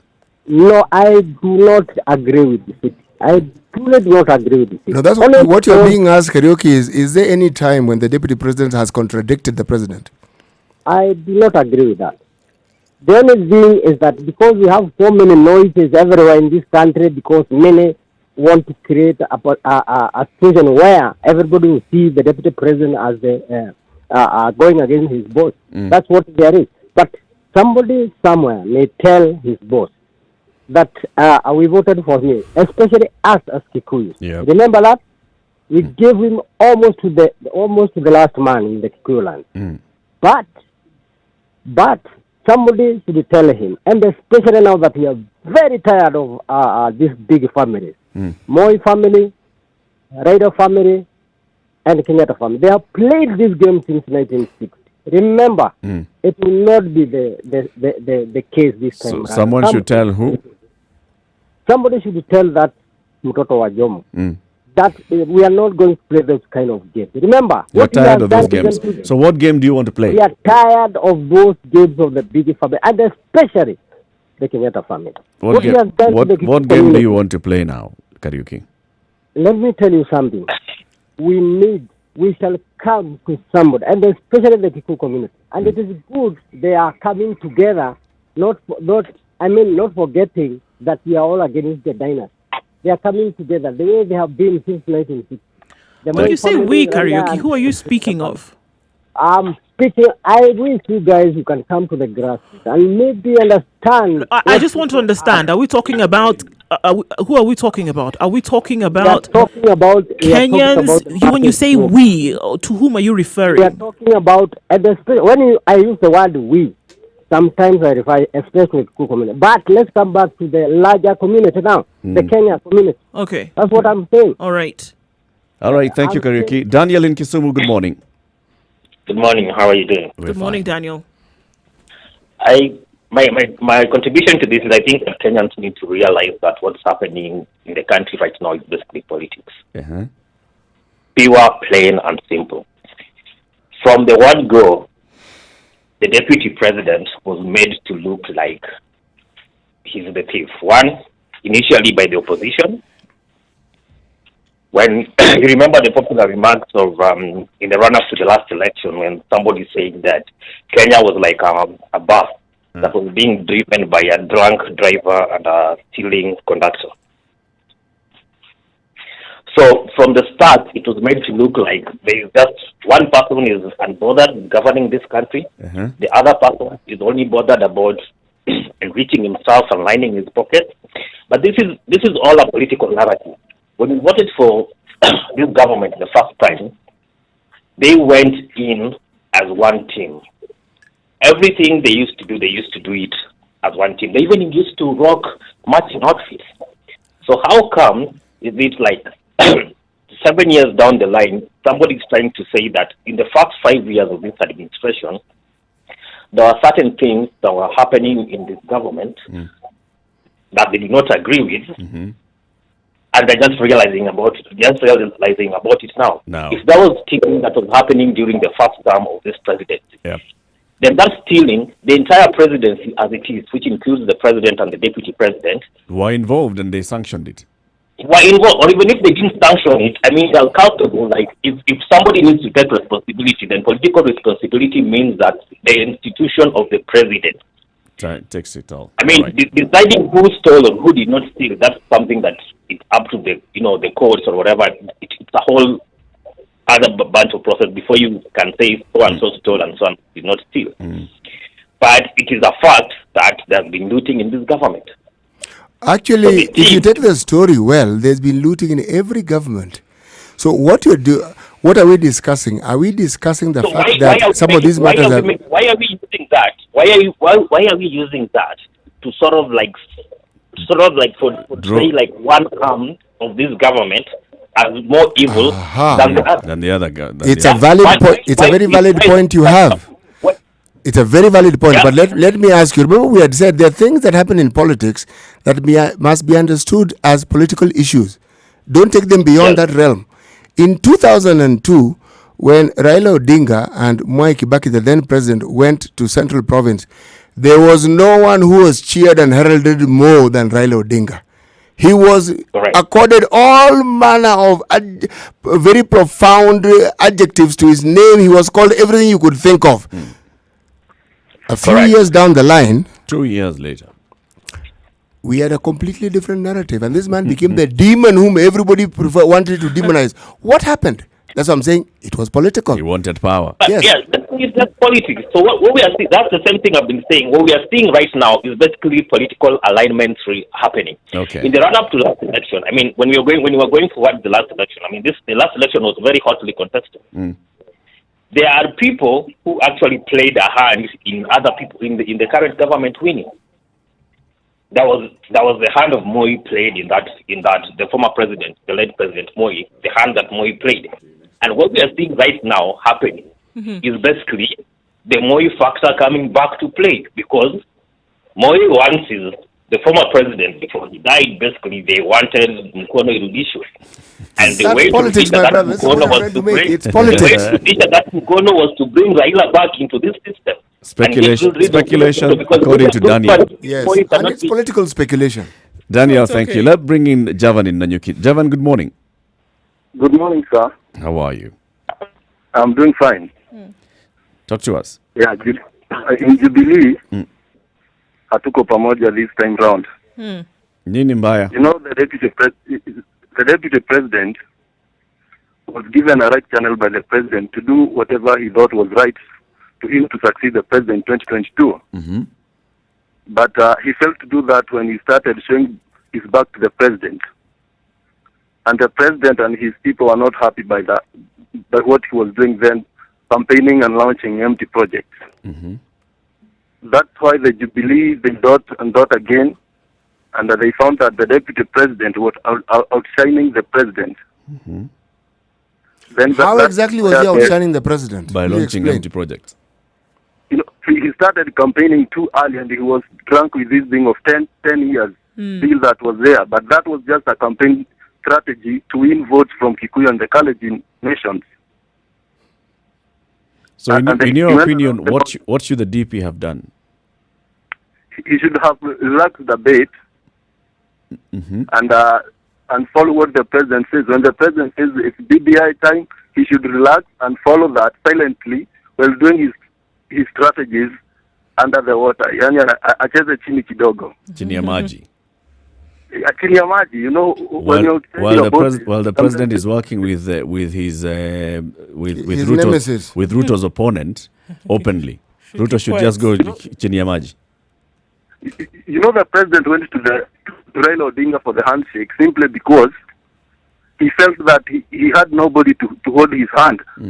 Because the person who he trusted most was doing the opposite of what he was supposed to be doing. Please remember, this is politics, and trust is not a very useful currency in it. It's convenience that is useful, not trust. Don't you think the handshake had anything to do with the state of the nation at that point, where people were so polarized, and that was why the handshake needed to come into play? Yeah, but the nation was polarized, yes, but the deputy president was not happy Meaning maybe he was happy with that kind of pluralization, bearing in mind the Jubilee won majority of votes by abusing those people in opposition. Now when they come in board with the Jubilee, they have nothing to outshine their opponent. There's no enemy to target. But that the we are losing Javan. Thank you very much, Javan, for calling. 0719-012-600. That's 0719-012-600. Talking about the political realignments and alignments that we are seeing in the country. Jubilee is heading to a breakup, or maybe not. Who is jostling for power and control of Jubilee? What's the president doing? Is he aligning himself to work with the ODM and KANU, as has been reported in the papers this morning? What does all this mean to the Republic of Kenya and the politics and future politics of the country? 0719-012-600. Spice FM KE, Facebook, YouTube, Twitter, Instagram. Good morning.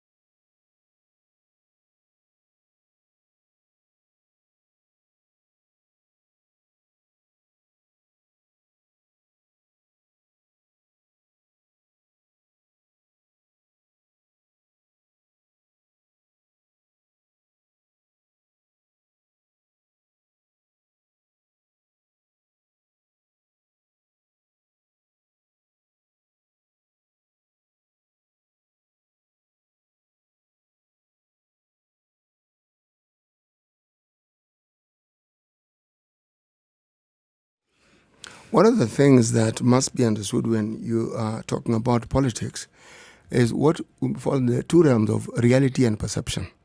And oftentimes when people, and in this country, everybody has an opinion on a political issue and everybody has a position. Perceptions, unfortunately, in politics are what takes center stage. And they're usually the things that people go by and rely on more than actually the truth. If you are talking about politics, something Karaoke mentioned, which is very true.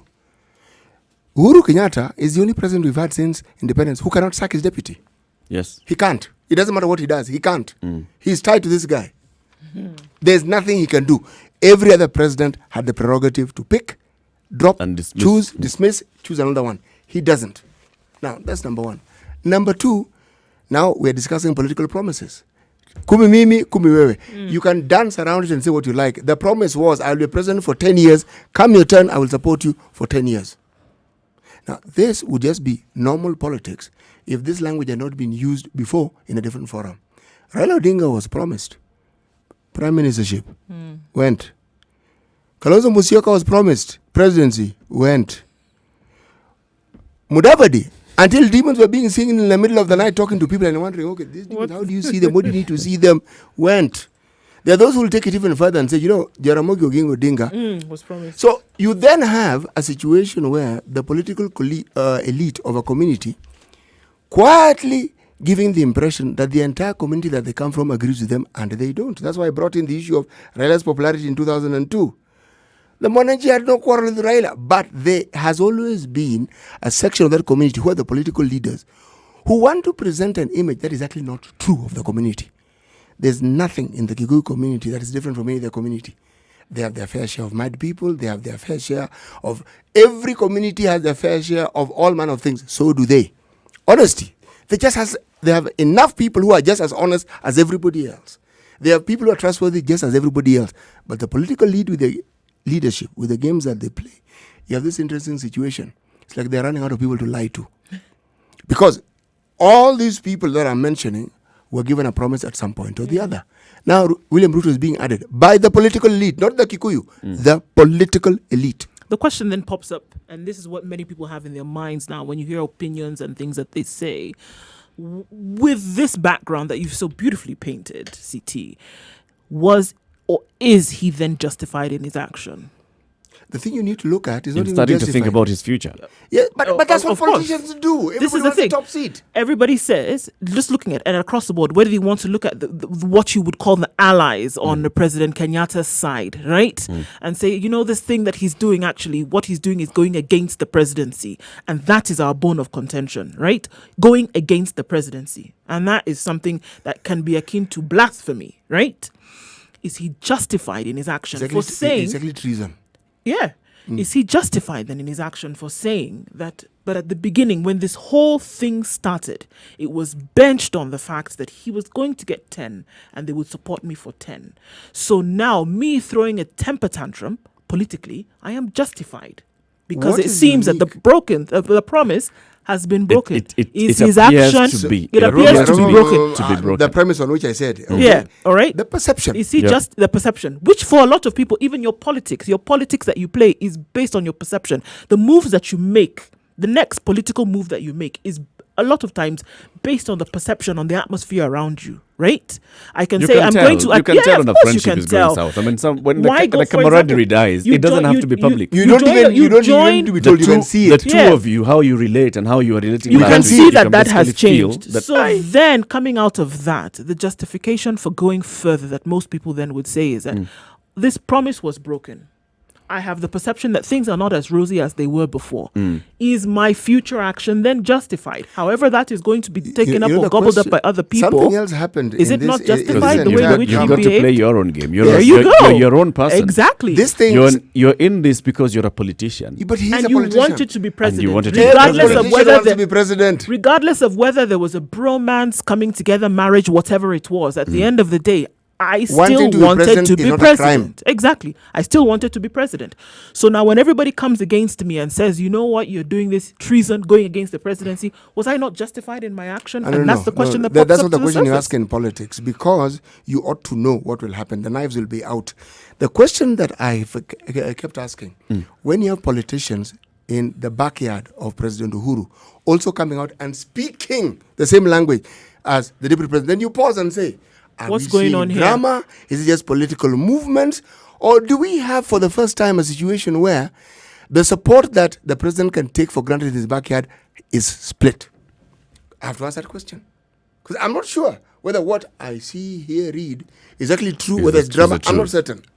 Well, that too. Then you But have to looking at also the ask president's- yourself that yes. those splits that came up, could it be that there was a belief on their side that perhaps this man has a following, or this man is believed to at least garner quite a majority of the people, and we should actually be aligning ourselves with him? That could be a question that could be There's the way validated. politicians think and the way they Yeah, act. for sure. And let me tell you, if it is so, and they've gone against, now remember those unspoken norms that we speak of, then indeed, we are witnessing a very profound political change. Wow. The deputy president attended the church service at the chapel. You remember they have a chapel right there in the deputy president's residence in Karen.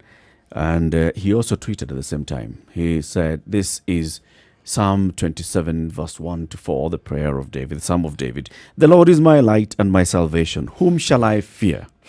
The Lord is a stronghold of my life. Of whom shall I be afraid? When evildoers assail me to eat up my flesh, my adversaries and foes, it is they who stumble and fall. Though an army encamp against me, my heart shall not fear.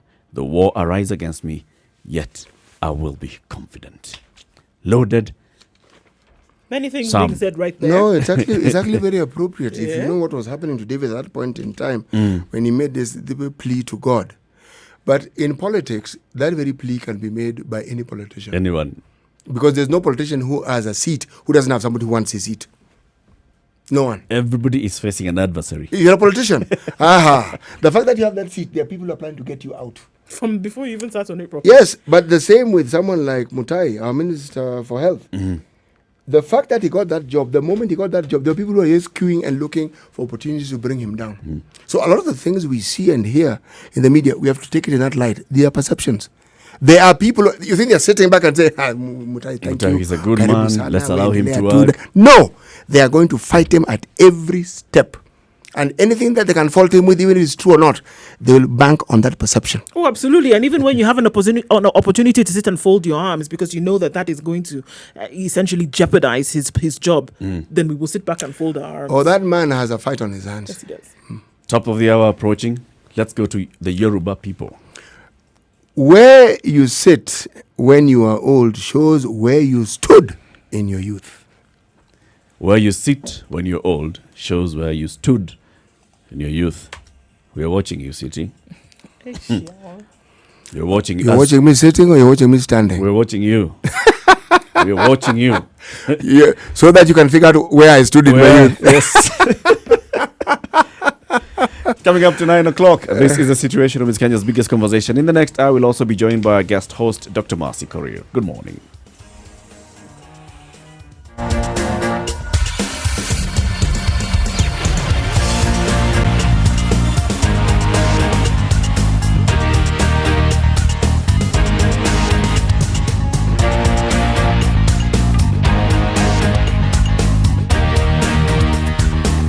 Right, okay, looking a little bit better on Mombasa Road. However, people are trying to cross the roadblock at Chania Bridge and are asking what's going on. Why is it so difficult? Because you're not allowed to. Where are they going? Where are you going? Are they coming back? It's outside of the enemy. Whether you're coming back or going, it doesn't matter. So if I crossed, but that's a legitimate question. If I crossed, why can't I cross back? Good grief. That's the point. The group you find, they're not the group that let you through. The ones who let you through ain't the ones that are going to let you back in. So, folks, it seems that you're going Can to they have make up their minds? If they're going to let me pass once, they should let me pass again. You will stay in. Is it Thika? You will stay in Thika today. You're not coming. Sorry. Okay, go So on. that's what it's going to look like today. Other parts of the city looking very good. The border you cannot cross, guys. Forget it. Cessation of movement within certain counties. Not happening. People are crossing. Spice FM KE. Twitter. Don't tell us how you can cross and you can't cross. You can't. Forget it. No.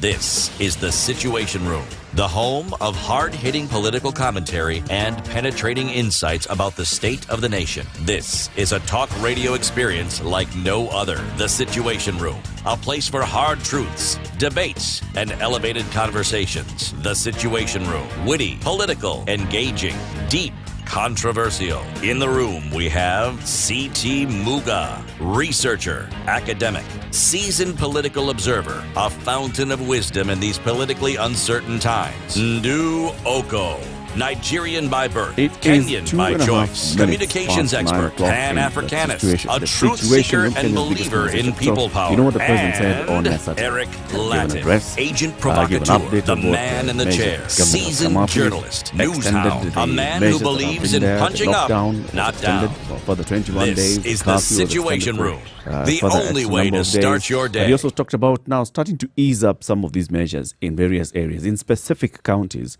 and also for specific businesses. For example, the hospitality business, and this is what he said.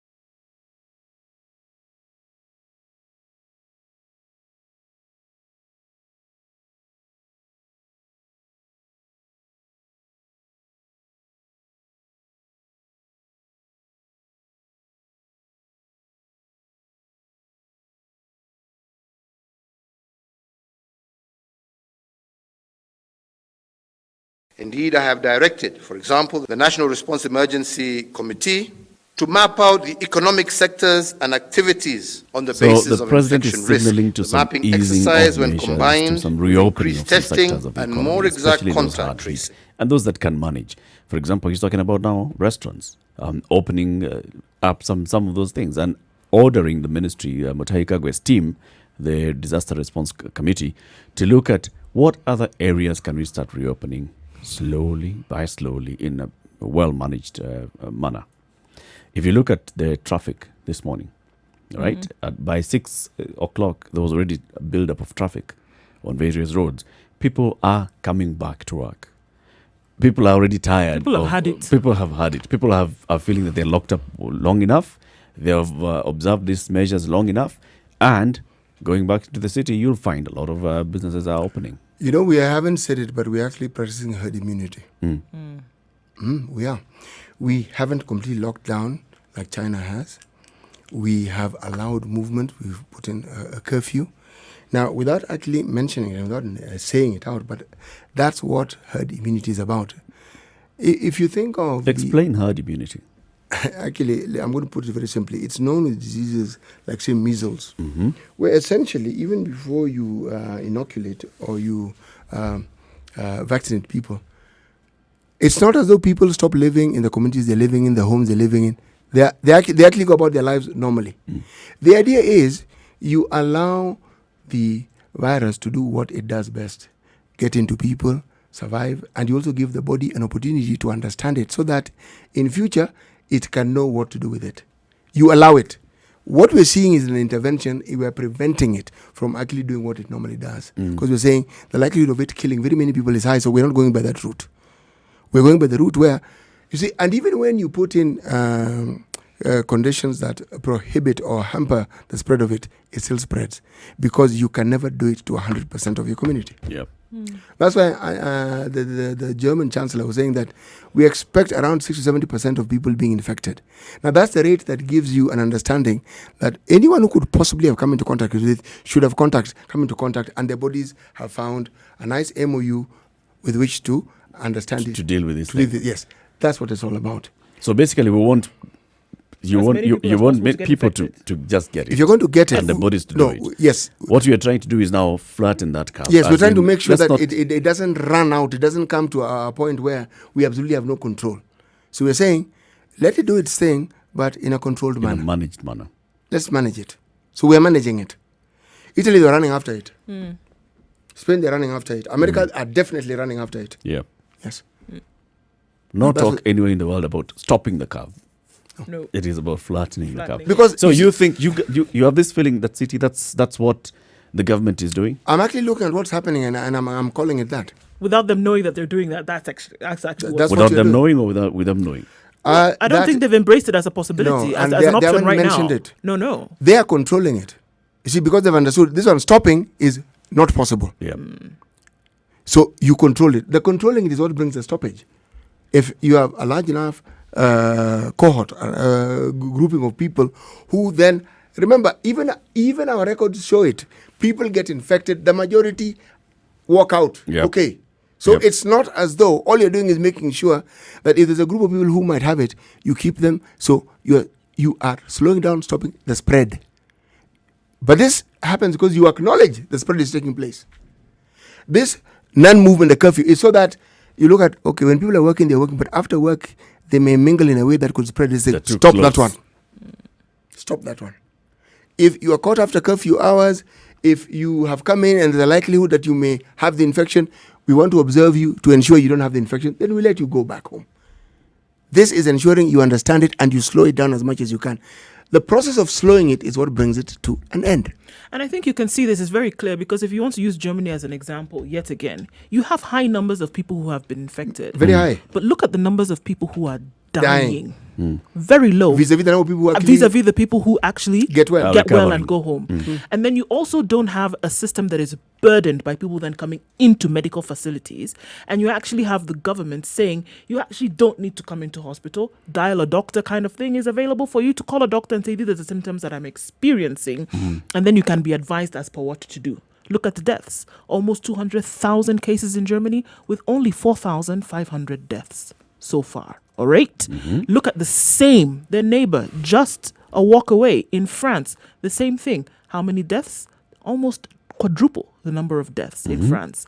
Almost 6 times the number of deaths in Italy. 10 times the number of deaths in the United States. If we look at the measures that the Germans have deployed, have they locked down the economy? Are they still allowing movement of people? They're allowing movement of people for essential services, right? But the majority of the movement has in this case not been that you absolutely cannot go anywhere. So we're not looking at a complete lockdown.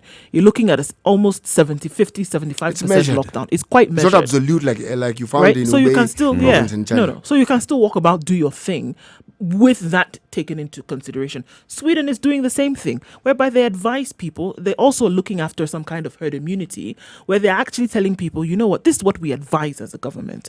However, we're not going to shut down restaurants. We're not going to shut down schools. We're not going to shut down anything like this. Carry on. Knowing that there's this danger, and you must abide by social distancing, etc., etc. But if anybody's going to get it, then we know what to do, and we limit the number of deaths. But at the same time, we treat you if you then get sick. And they tell you continuously what you need to do. If you're feeling this, go to this place and have this done for you. If you're feeling this, but if you're just feeling this, stay at home and keep talking to us. Yeah. You see, they consider the compliance of the citizenry to be fundamental to what they're doing. In fighting this. Fundamental. So they say, we're letting you make the decision. And if you listen to what the Emergency Response Committee keeps telling us, it's as if that's the same approach that they have. This is why I'm saying that they're going towards herd immunity without just necessarily not calling it that. And let me tell you something else. Kenyans are abiding by these things. I know we hear of people who sneaked from where, ended up where, used a motorbike. It's a minority. They are actually a very small minority. Very small minority. If you talk to people all around the country, I do. People I know. People are adhering to this thing seriously. When I'm not much on social media, but I have been pointed to a situation where someone who is known has been taken. They said, what were you doing after 7? Yep. Why were you there in the first sympathy. place? What were you doing? You didn't know there was a curfew at 7. You should have been at home. The idea is not to leave the place you're at 7, is to be at home by 7. Now, when you hear this coming from the public, they're telling you, we understand. We have cases where people have been locked out of estates they stay in because they've come in up to 7, they told a partner, you just sleep in your car. You stay out there. You stay there. Kwa gate, tutaongea na wewe. After 5 tomorrow morning. After 5 tomorrow morning. Yeah. No, but remember, I get it.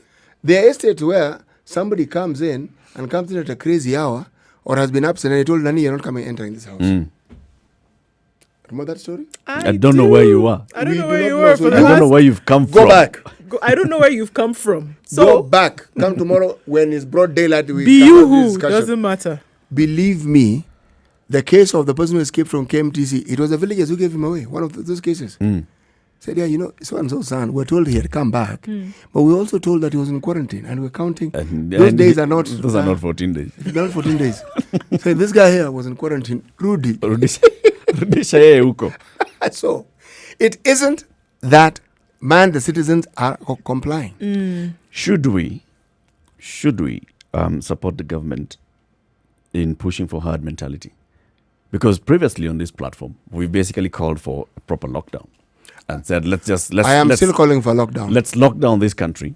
Forget about opening up restaurants. Now the president is saying, all right, so we can start looking at how to ease up some of these measures. And there are people who've called and said, so look, in a county like West Pokot, where there's no case, right?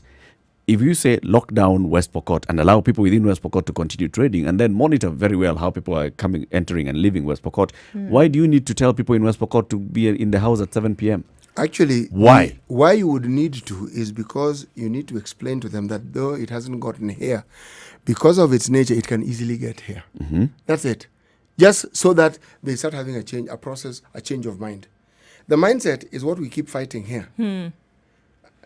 This is the strange thing. It's an entrepreneurial mindset. It can't happen. You say, no, of course it can happen. I'm going to try it. Right now, you have Toyota Kenya producing ventilators, meaning they've had the capacity all along. It's not as though they suddenly got the... You have things you're hearing in the country that when you're told Rivertex is making masks, they could make masks. When you're told Charity Ngilu's Kitui Constitution, meaning they could always make masks. If you hear something about the Fashion Council of Kenya coming in to set standards and to make masks, they could always make these things. A mask is far simpler than a garment.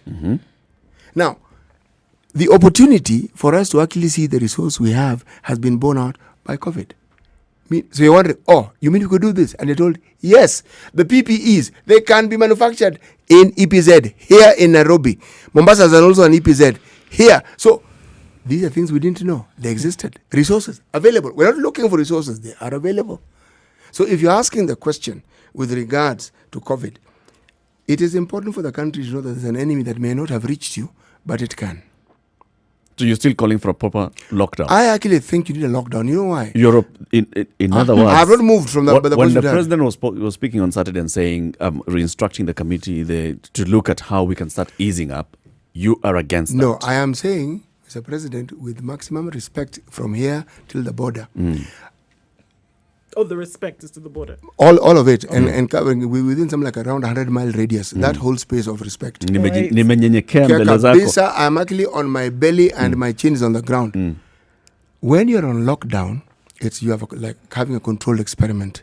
You know exactly what is where it should be, so it makes it easy for you to arrive at the decision that he is arriving at now. It's a bit early. Give it a little more time of lockdown, so that genuine lockdown, so that we can actually determine. People are suffering, City. People are suffering. The debate we're having, Eric, here is a debate between people suffering and people dying. Yeah, and we are not seeing people dying. No, the government had also said that they're going to set up. This thing is not going to kill the majority. The majority are going to recover. I understand all that. But this is the opportunity to set into motion structures that we've had and we've ignored and neglected. And a position where when you come from, you can honestly say, we don't have to fear ABCD. Right now, we have a lot to fear still. We have a lot that we're uncertain about.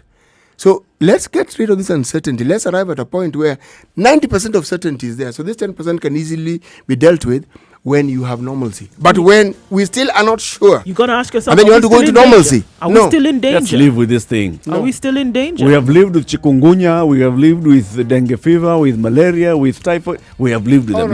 All right. This one, we want to live with jiggers. Yeah. But the point is this. Let's live with this thing, man.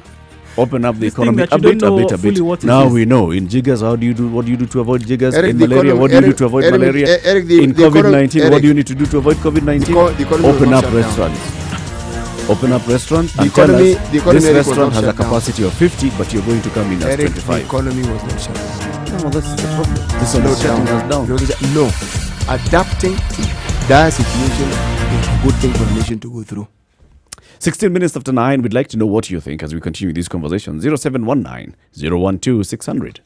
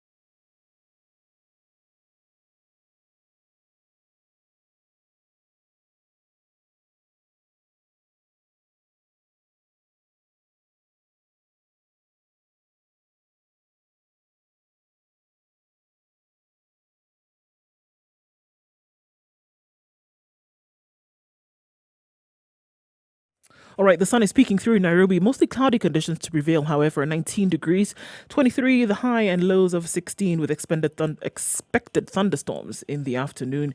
18 degrees and mostly cloudy in Nyeri. Rain coming in with highs of 23. In Nakuru at 18 degrees at highs of 24. We'll see showers in the afternoon with lows of 14. Eldoret at 17 degrees is partly cloudy right now. We'll see thunderstorms in the afternoon with highs of 22 and lows of 13. In Kisumu, it's partly cloudy at 23 degrees, highs of 28 and lows of 19 with showers later on.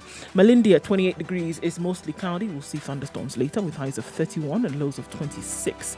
It's 28 degrees and mostly cloudy in Mombasa, rain showers with highs of 30 and lows of 25. Taking a look into Kampala, 23 degrees, it's mostly cloudy. We'll see rain showers later with highs of 25 and lows of 19. Dar es Salaam at 29 degrees is partly cloudy.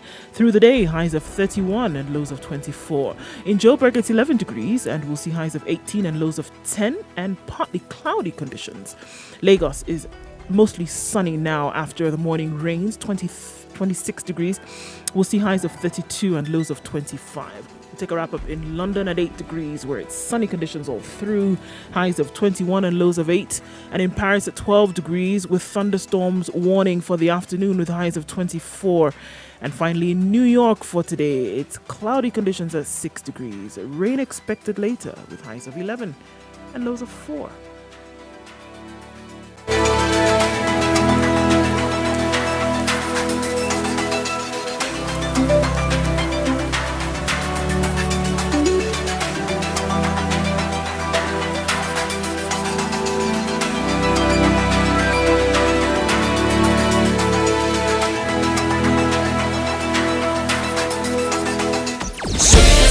Everything nice. All right. 20 minutes after 9. This is the situation. Kenya's Spice up your in life. the room, we have Eric Latif, Nduoko, CT Mugan joining us on the line is our guest host. Mature, intelligent talk every morning. Spice up yourself.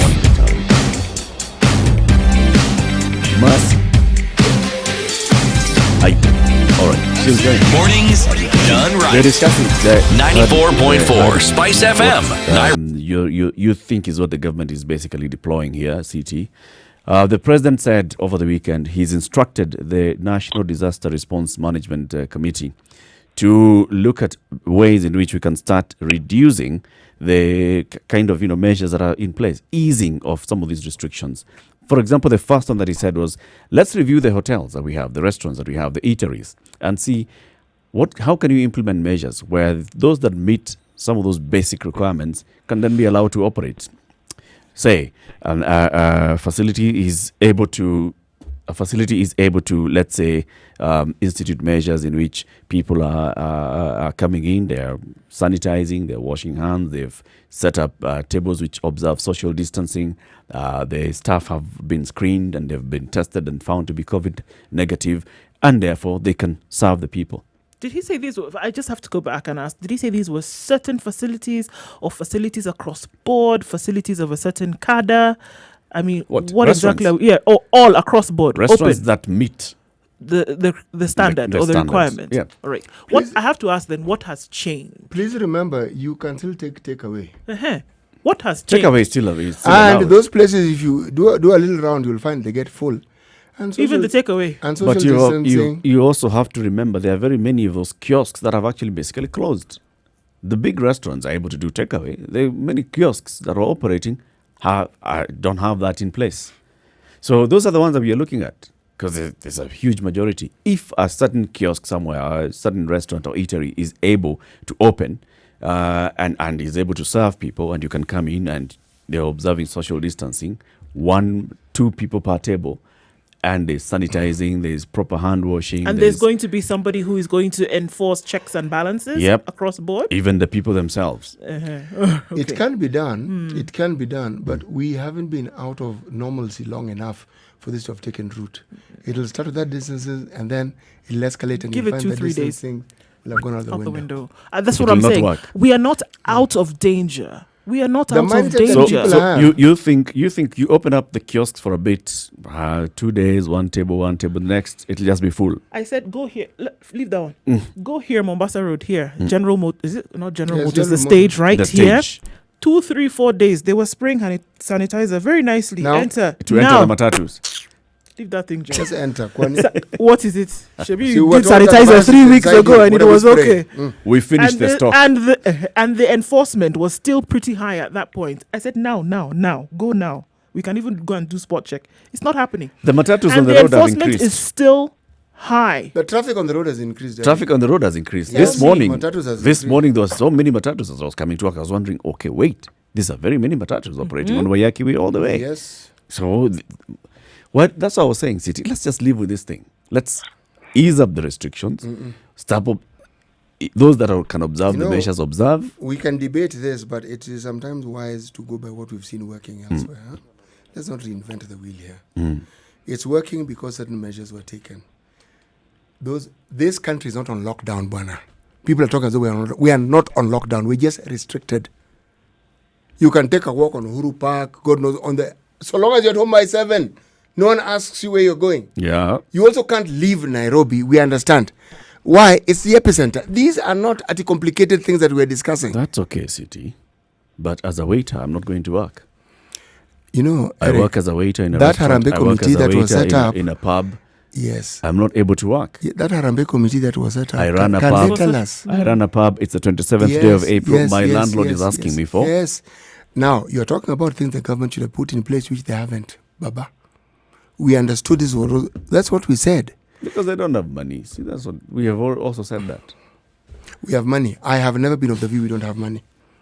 I have always been of the view that we have money. We are able to. We are able to. And I'm not moving from that. We are able to. We are very able. You got to strike a different chord in this song, my friend. No, and we're not able. No, not true. Mercy Korir, good morning. Use something else. Good morning, Eric. How are you? Oh, Mercy, you're there. Very well, thank you. Yes, I am here. I'm listening to your pros and cons of living with corona. And this time around, I think I agree with Eric. Okay, so that's the first question right now off the bat, Daktari. Are we out of danger? We are not out of danger. We are not, definitely. But looking at how things are going, or the situation that we are in now, I think it's about time we start thinking about living with the coronavirus. Obviously, we will not go back to business as usual. These new measures will have to be put in place, and I think probably that's why the government is starting with opening eateries, so that they see how these measures would be put in place. Because if people maintain physical distancing, even when they're in those eateries, if people are maintaining hygiene and whatnot, if people are still doing masks, especially the ones that will be serving at the time, then we'll have reduced our chances of transmission. Second is that 80% of people, even globally here in Kenya, have mild or moderate symptoms of the virus. So it means you can take a gamble with those people who... With a mild one. You can do what exactly, Mercy? You can take a gamble. Is that what you said? And this is based on which science, Mercy? Listen. Science of with living. Those who will have of mild and moderate symptoms, because remember, chances are they'll develop some form of immunity. Now, the trick would be in preventing this cohort of people from spreading this to the people who are most vulnerable. Why do you want to take chances when we've seen things being put in place which actually work? Why are we taking chances? Probably what you need to do at that point is that have your most vulnerable population still in... Those ones continue to face restrictions, yes. Yes. People So above that- 60. so that Is people it, above 60 with pre-existing conditions. Eric, I know you're going with this, by the way, but carry on.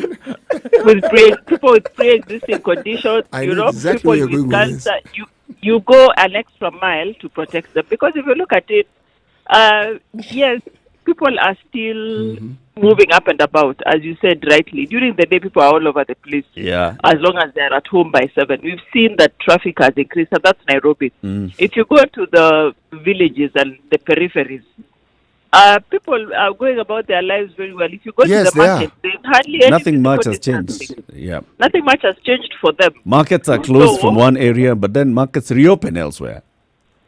And even during those markets, I've not seen any form of physical distancing in the markets, because I've been able to go to some, and those peripheries where there are your shopping centers that are out of CBD. There's hardly any physical distancing. So in my own thinking is we need to just adopt these new measures, wearing a mask, hand washing every now and then, have hand washing points, because clearly sanitizer is not sustainable because we've seen sanitizers have drastically reduced, but soap and water is still available, and we mask everyone, and then we go about life.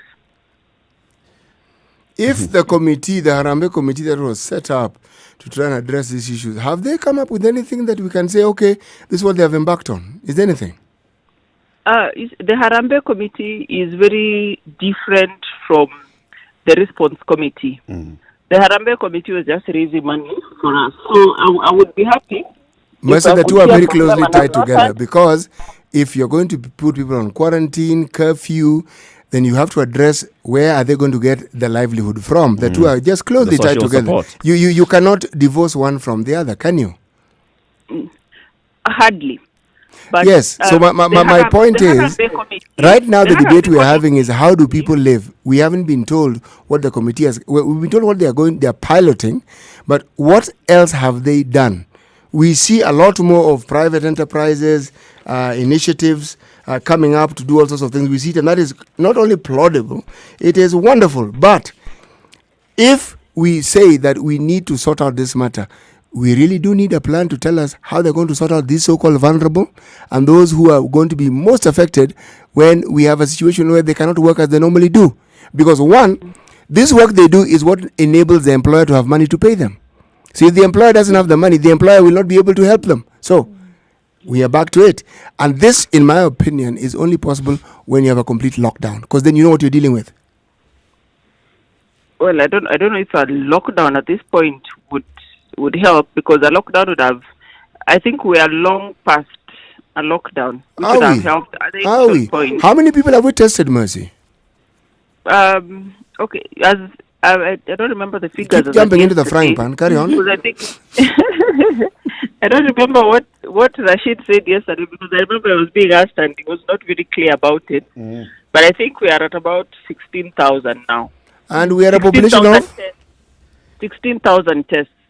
Okay. We are. How many Kenyans have sought emergency assistance from hospitals? Basically, how many have gone to hospital because COVID-19 has put them down?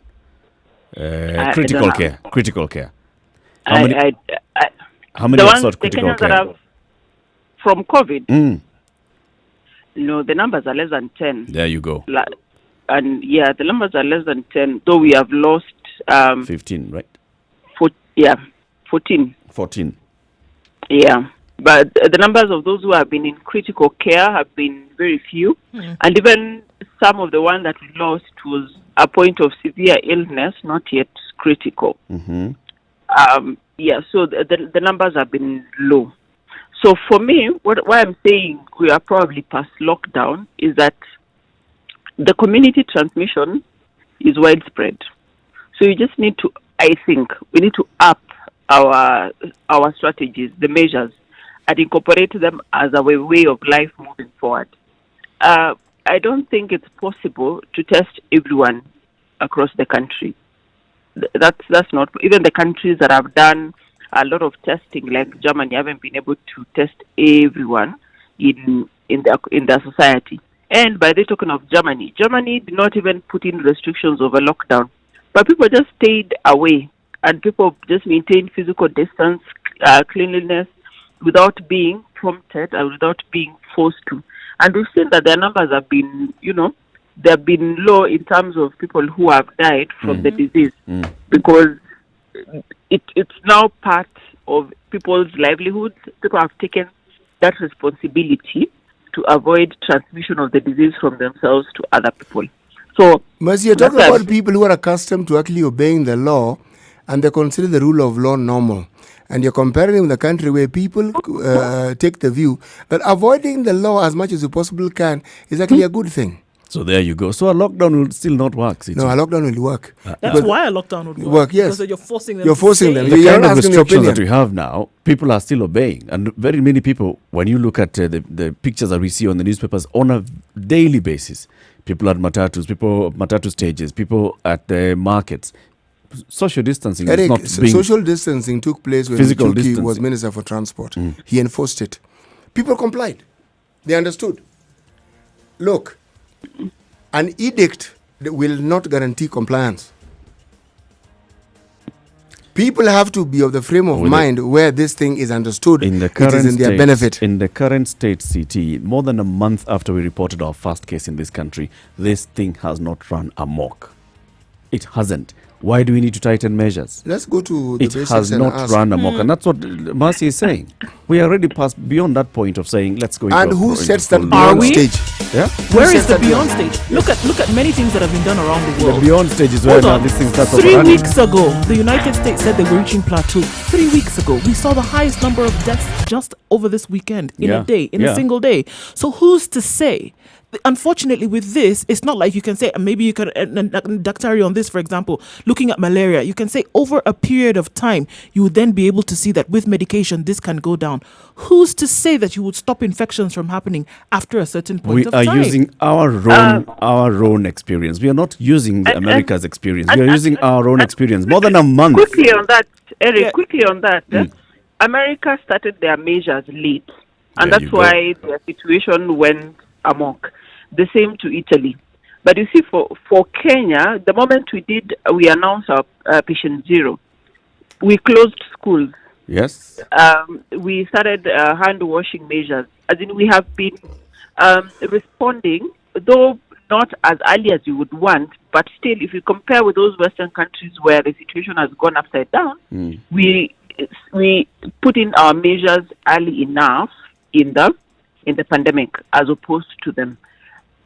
The only thing that is not working for us is that we are not doing enough testing. Yeah. Because of obvious reasons of resourcing and our capability to do tests everywhere across. So that's why you see our testing. We must is even start targeted. again. We can't do testing because...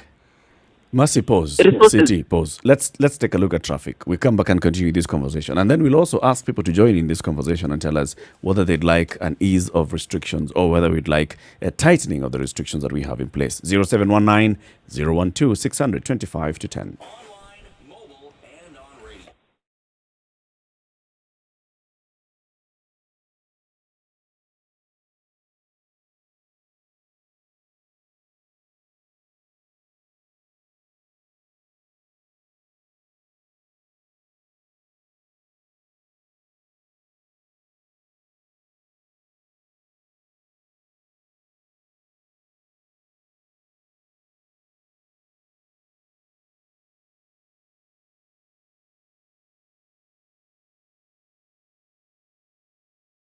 Online, mobile, and on radio. Twitter at SpiceFMKE.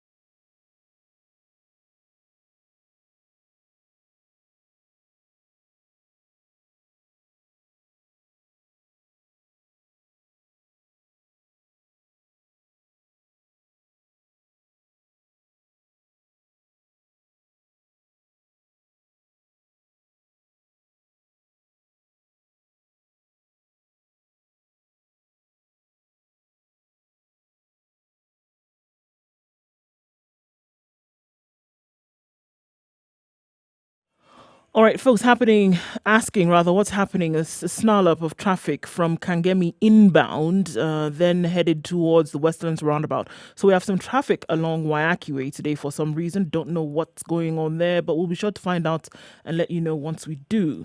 All right. Apart from that, a bit of a hold up here and there on Thika Road. Certain parts of the road being recarpeted, footbridges being sorted out. Thika Road is just a whole city on its own, but it won't be too stuck there. Chania Bridge, guys, still complaining. You're going to be stuck there because you're not allowed out. I don't know what other language you need to say it in, but it's not going to happen today. So stop complaining. Turn around. Go back home. Spice of MKE is how you can reach us on Twitter in case something does pop up.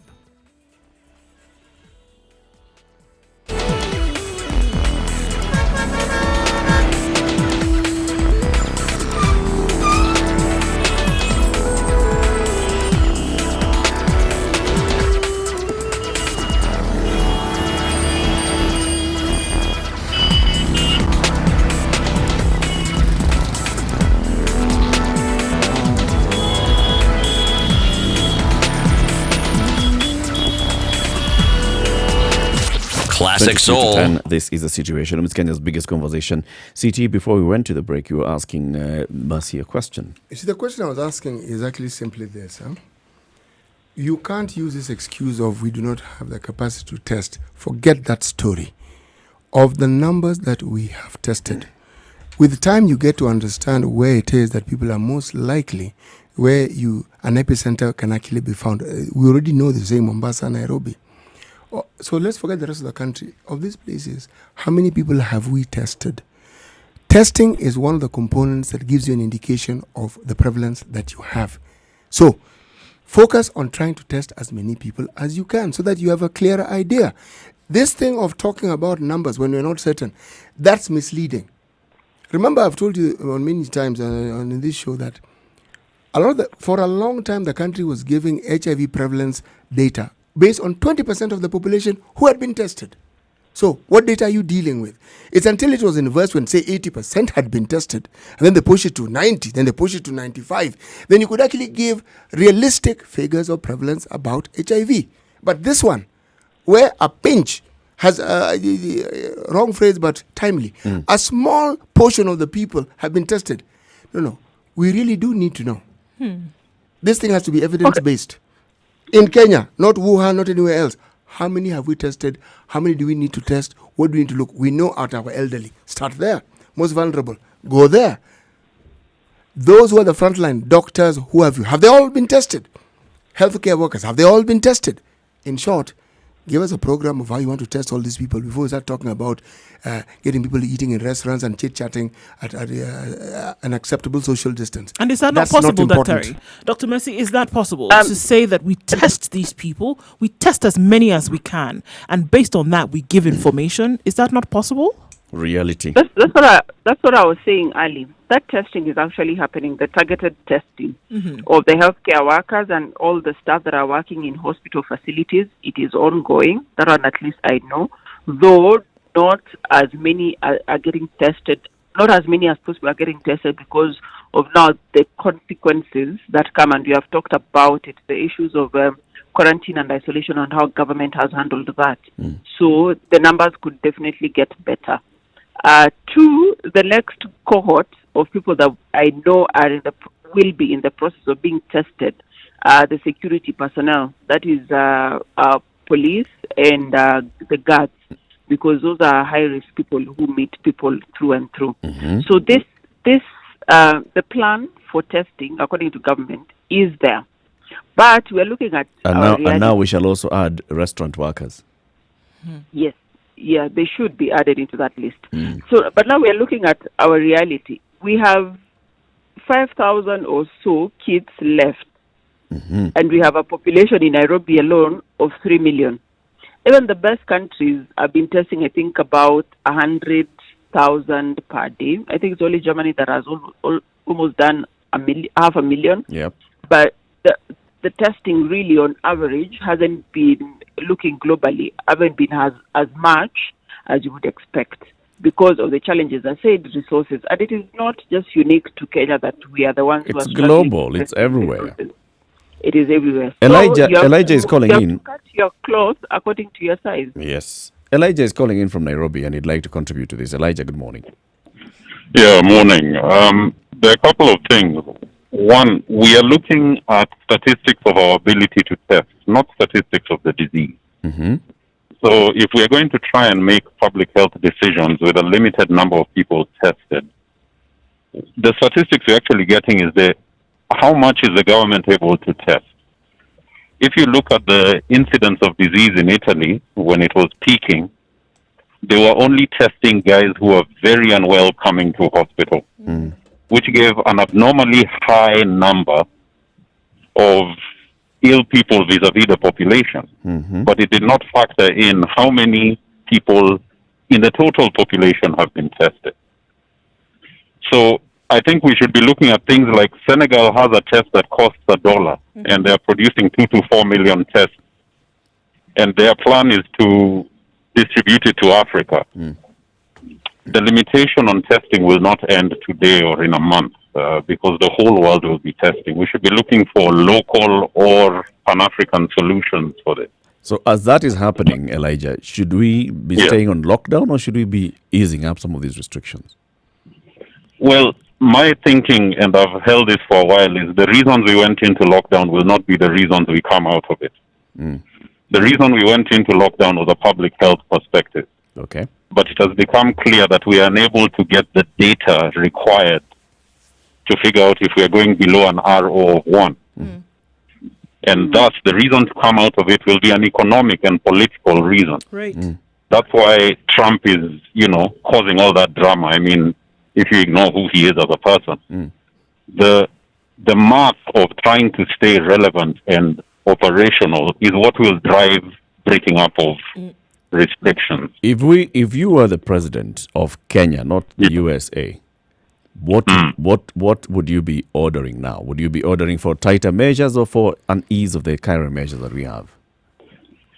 I think it's a tricky balancing act because I'm sure some of the monies that were given were hinged on certain measures. Okay. So if it was up to me, I would say let us clearly maintain what Dr. Masikoriri is saying. This is going to be with us for some time. Let us change our normal, but let us continue living.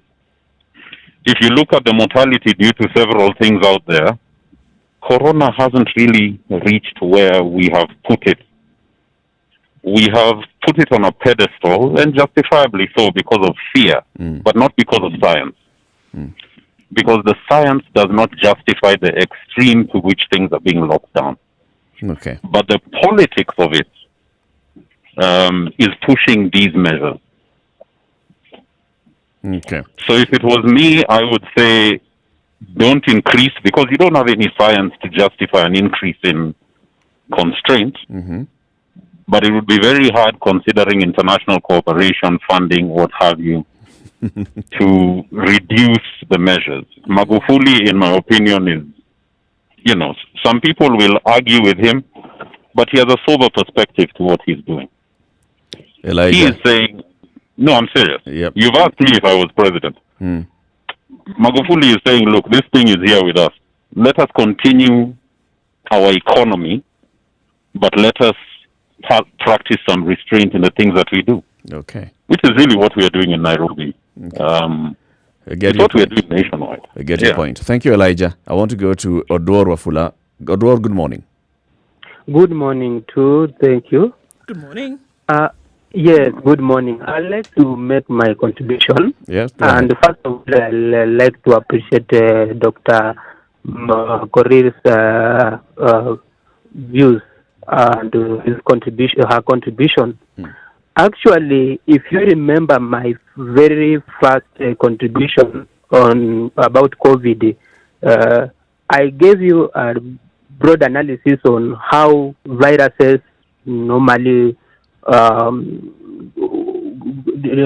work or grow, or they tend to affect people. And I told you that the only way we can break that many viruses have been easy to break their continuity is through vaccines. And I gave you examples. Now, in this one, I will like to disagree with those who are talking about lockdown because of one thing. Let us look at countries like even China itself. China's imposed lockdown, especially to those cities that were affected. But it's not all about lockdown alone. Lockdown must be also be followed by something like a test, door-to-door test, like the one was done in during census, like census people walking door to door, so that they determine this door we are done with, this one we are done it, this one we are done it, and in totally Nairobi, the whole city was under lockdown, and all homes we identified the ones that were affected, and we isolated them from the larger population. Right. If that one cannot be done, there are so many people, and the way doctor has said, Mercy has said, that some people exhibit mild or even no symptoms totally, but they have the infection, the disease. So if you lock down, and that person who doesn't have even the symptoms, after the given duration, the people will still be walking around, and you will now assume that all those people, since they have been under lockdown, now all of them are now okay. That is not the thing. If lockdown cannot be with the also test and disinfection all places, then it will not work. Okay. Thank you, Edward. Thank you. Just as in Mombasa. Good morning. How are you? Good morning. You're having a very lovely conversation today, and for the first time, CT is talking from both sides of his mouth. This is why he's doing this. Look, he advocates for the agency and the ingenuity of our innovators, enterprise and institutions in Kenya. And they came out of evolution. They were not compelled. They became creative and solved a problem that emerged. I wish you could extend the same generosity to individual Kenyans, so that we also recognize that irrespective of their behaviors, occasionally they rise to the occasion and they have agency. Even the health ministry realized this long time ago, and they came up with what they were calling the community health strategy. And do you know the theme for the community health strategy, the mission? It says, afya yangu, afya yetu, jukumu letu. Afya yangu, jukumu langu. It appreciates the fact that complete health requires the participation of the individual, the willingness of the individual to be part of the solution. For COVID, we took two extreme measures.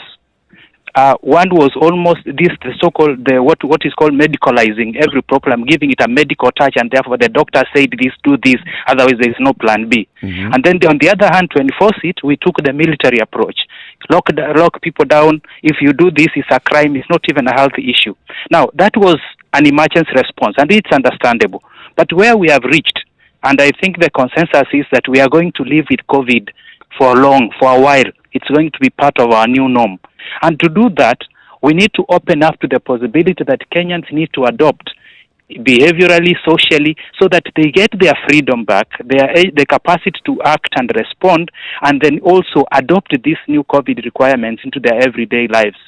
Now, how the can question, we do though, that? Justice, is, and that's I think the argument that CT and Ndu are pushing, is are people going to abide by these rules and regulations? Do you see people actually abiding by the rules and regulations? When you say open up the restaurants and only allow social distancing and physical distancing and ensuring that people coming into the restaurant are wearing masks as they come in, as they go out, they're washing their hands, the restaurant staff themselves are abiding by the rules, is this going to cut across the board? When you deal with human beings, there's no absolute surelities. That's for sure. So we can say they may or they may not, but we'll never know to the extent they can do that until we do it. And this is just a simple suggestion. One of the few things we are learning is that you can begin to profile high-risk cases and high-risk situations as well as demographics of this COVID. Why can't we think of measures which are targeted at the risk levels, measures like which ones? Let's be prescriptive. Which measures do you have in mind that would work?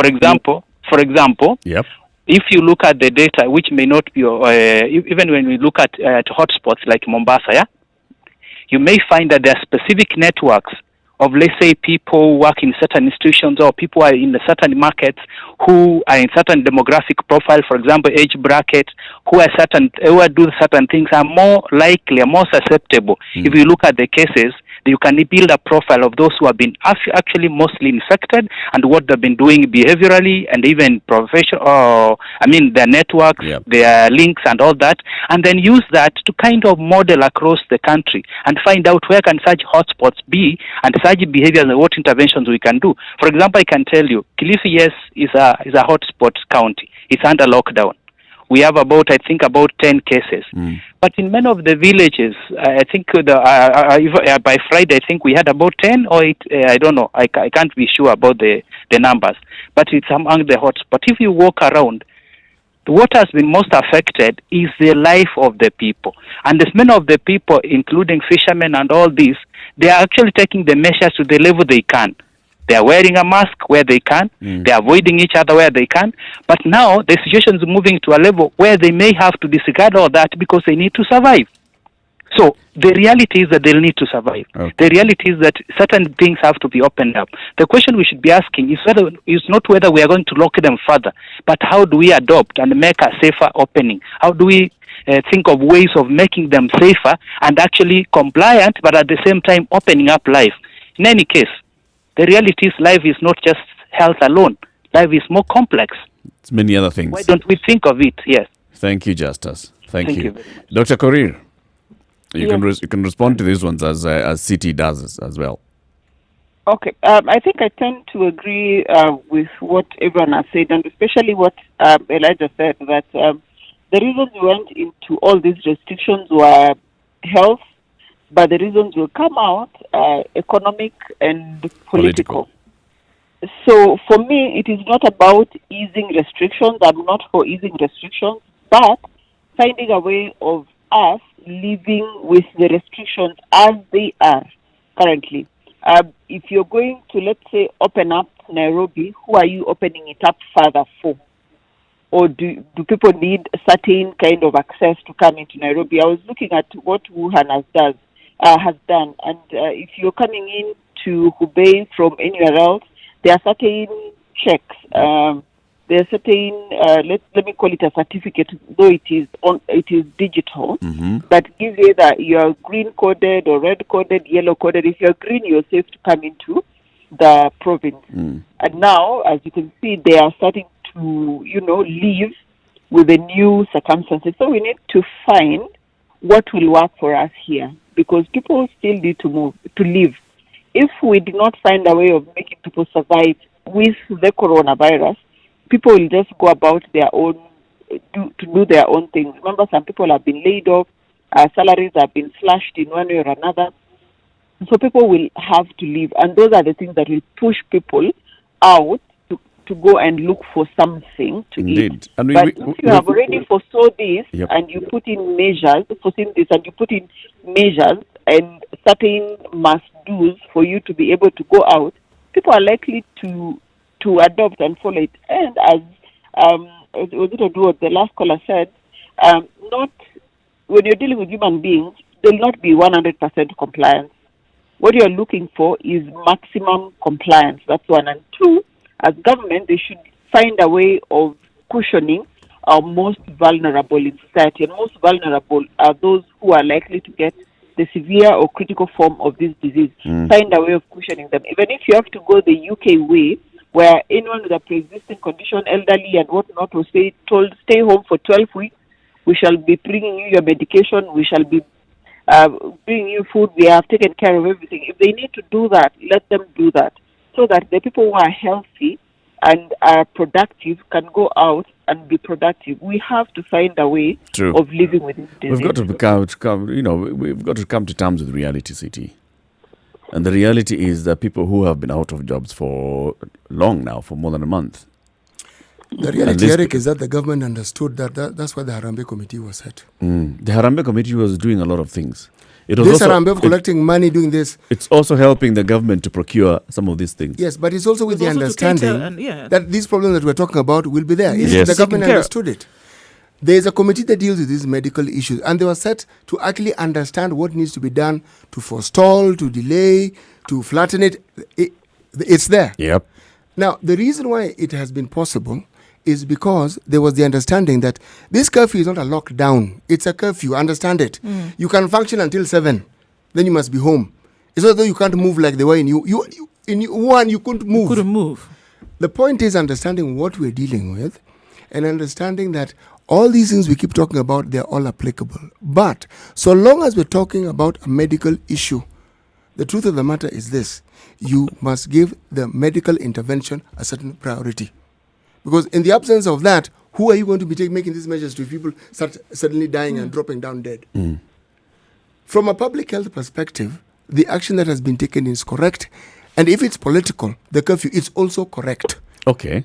Curfew stays in place and all those actions stay in place, but can we open up some, like what the president was saying? Look at restaurants. No. How can you open up some restaurants? No. Look at pubs. How can you open up pubs? That was the reason why they were the first establishment to be closed in the first place. We started off with this in the first place. The judge started off with opening them up. It was chaotic. That's why it the was judge shut down. said the other day, let's allow a few people to come to church. This you can do a timetable. This isn't These are the church members.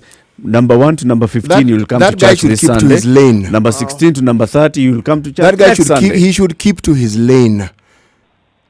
Until we are certain that we are out of danger, you don't want new interventions that are not helping. People who are given time, you can go to the bar from this time, you can do this from this time. We messed it up completely. That's why I went into this lockdown. Why are people forgetting that simple fact? We've had this situation before. Okay. You started at a place and it was flouted, so forget it. That's why we got here. That's why even the curfew came in. These things were not Now there people before. have learned their lesson. No, they Have haven't. they? We just The heard thing somebody that here should now be trying to cross the bridge and is asking us questions as for why can't they cross on a Monday morning. The photos No that you're lesson seeing on has been social learnt, my media friend. of the people who are at Blue Post. Nobody. They're trying to access Nairobi. You've seen those photos, Dr. Mercy? I've seen them. I know some of them are healthcare workers actually going to their workstations on the other side, Muranga, Where were Nyeri. By the way, most healthcare workers live in Nairobi and work outside Nairobi. Okay. Can they go and live there now? What do you mean? So why is it that we see this on Mondays? That's what I was even asking. Why is it happening? It's Blue Post again. Why is it happening every other day? So I don't know. But what I understand that this is uncontrolled is that the county people with the county number plates have made it through. People carrying food stuff have made it through. So all these other guys, they're still negotiating their way out of it. But anyway, I wanted to say these restrictions or opening up should just be opening up for essential, quote unquote, other essential services. In my opinion, We expand the list of essential services, basically. Exactly. Yeah. Yes, to those that Say, provide some form of employment. A for other bar and still need- restaurant is also essential service. Because operate Okay, I within don't know about restricted a bar. measures. I don't know about a bar. Psychological issues, by the way, Dr. Masu. You've discussed this for like the last 2 weeks. Leave People need to Eric. go out. People need want to run away from their house instead Yeah. of staying with their wife. They want to Yes. go to the Not bar. about wife. Leave Even Eric wives alone. want to go out. Even It's and they just want to about run away from their husband. That's why space. Eric is insisting on this bar story. Please, there's some things that we We will shouldn't allow. continue this discussion tomorrow. This one has not ended. We'll continue the conversation tomorrow. It's come to the top of the hour, Dr. Marcy. So let's end with today's proverb. I will even continue with this proverb tomorrow. Where you sit when you are old shows where you stood when you were in your youth. No, I'm going to expound on it tomorrow. Tomorrow. And it cannot be Everything done in 30 happens seconds. tomorrow. Yes. Thank you very much for tuning in. So join us again tomorrow as we continue with part B of this conversation. Lockdown, partial lockdown, ease of restrictions. This is what we'll be discussing. Good morning. It's now 10 o'clock. See you tomorrow.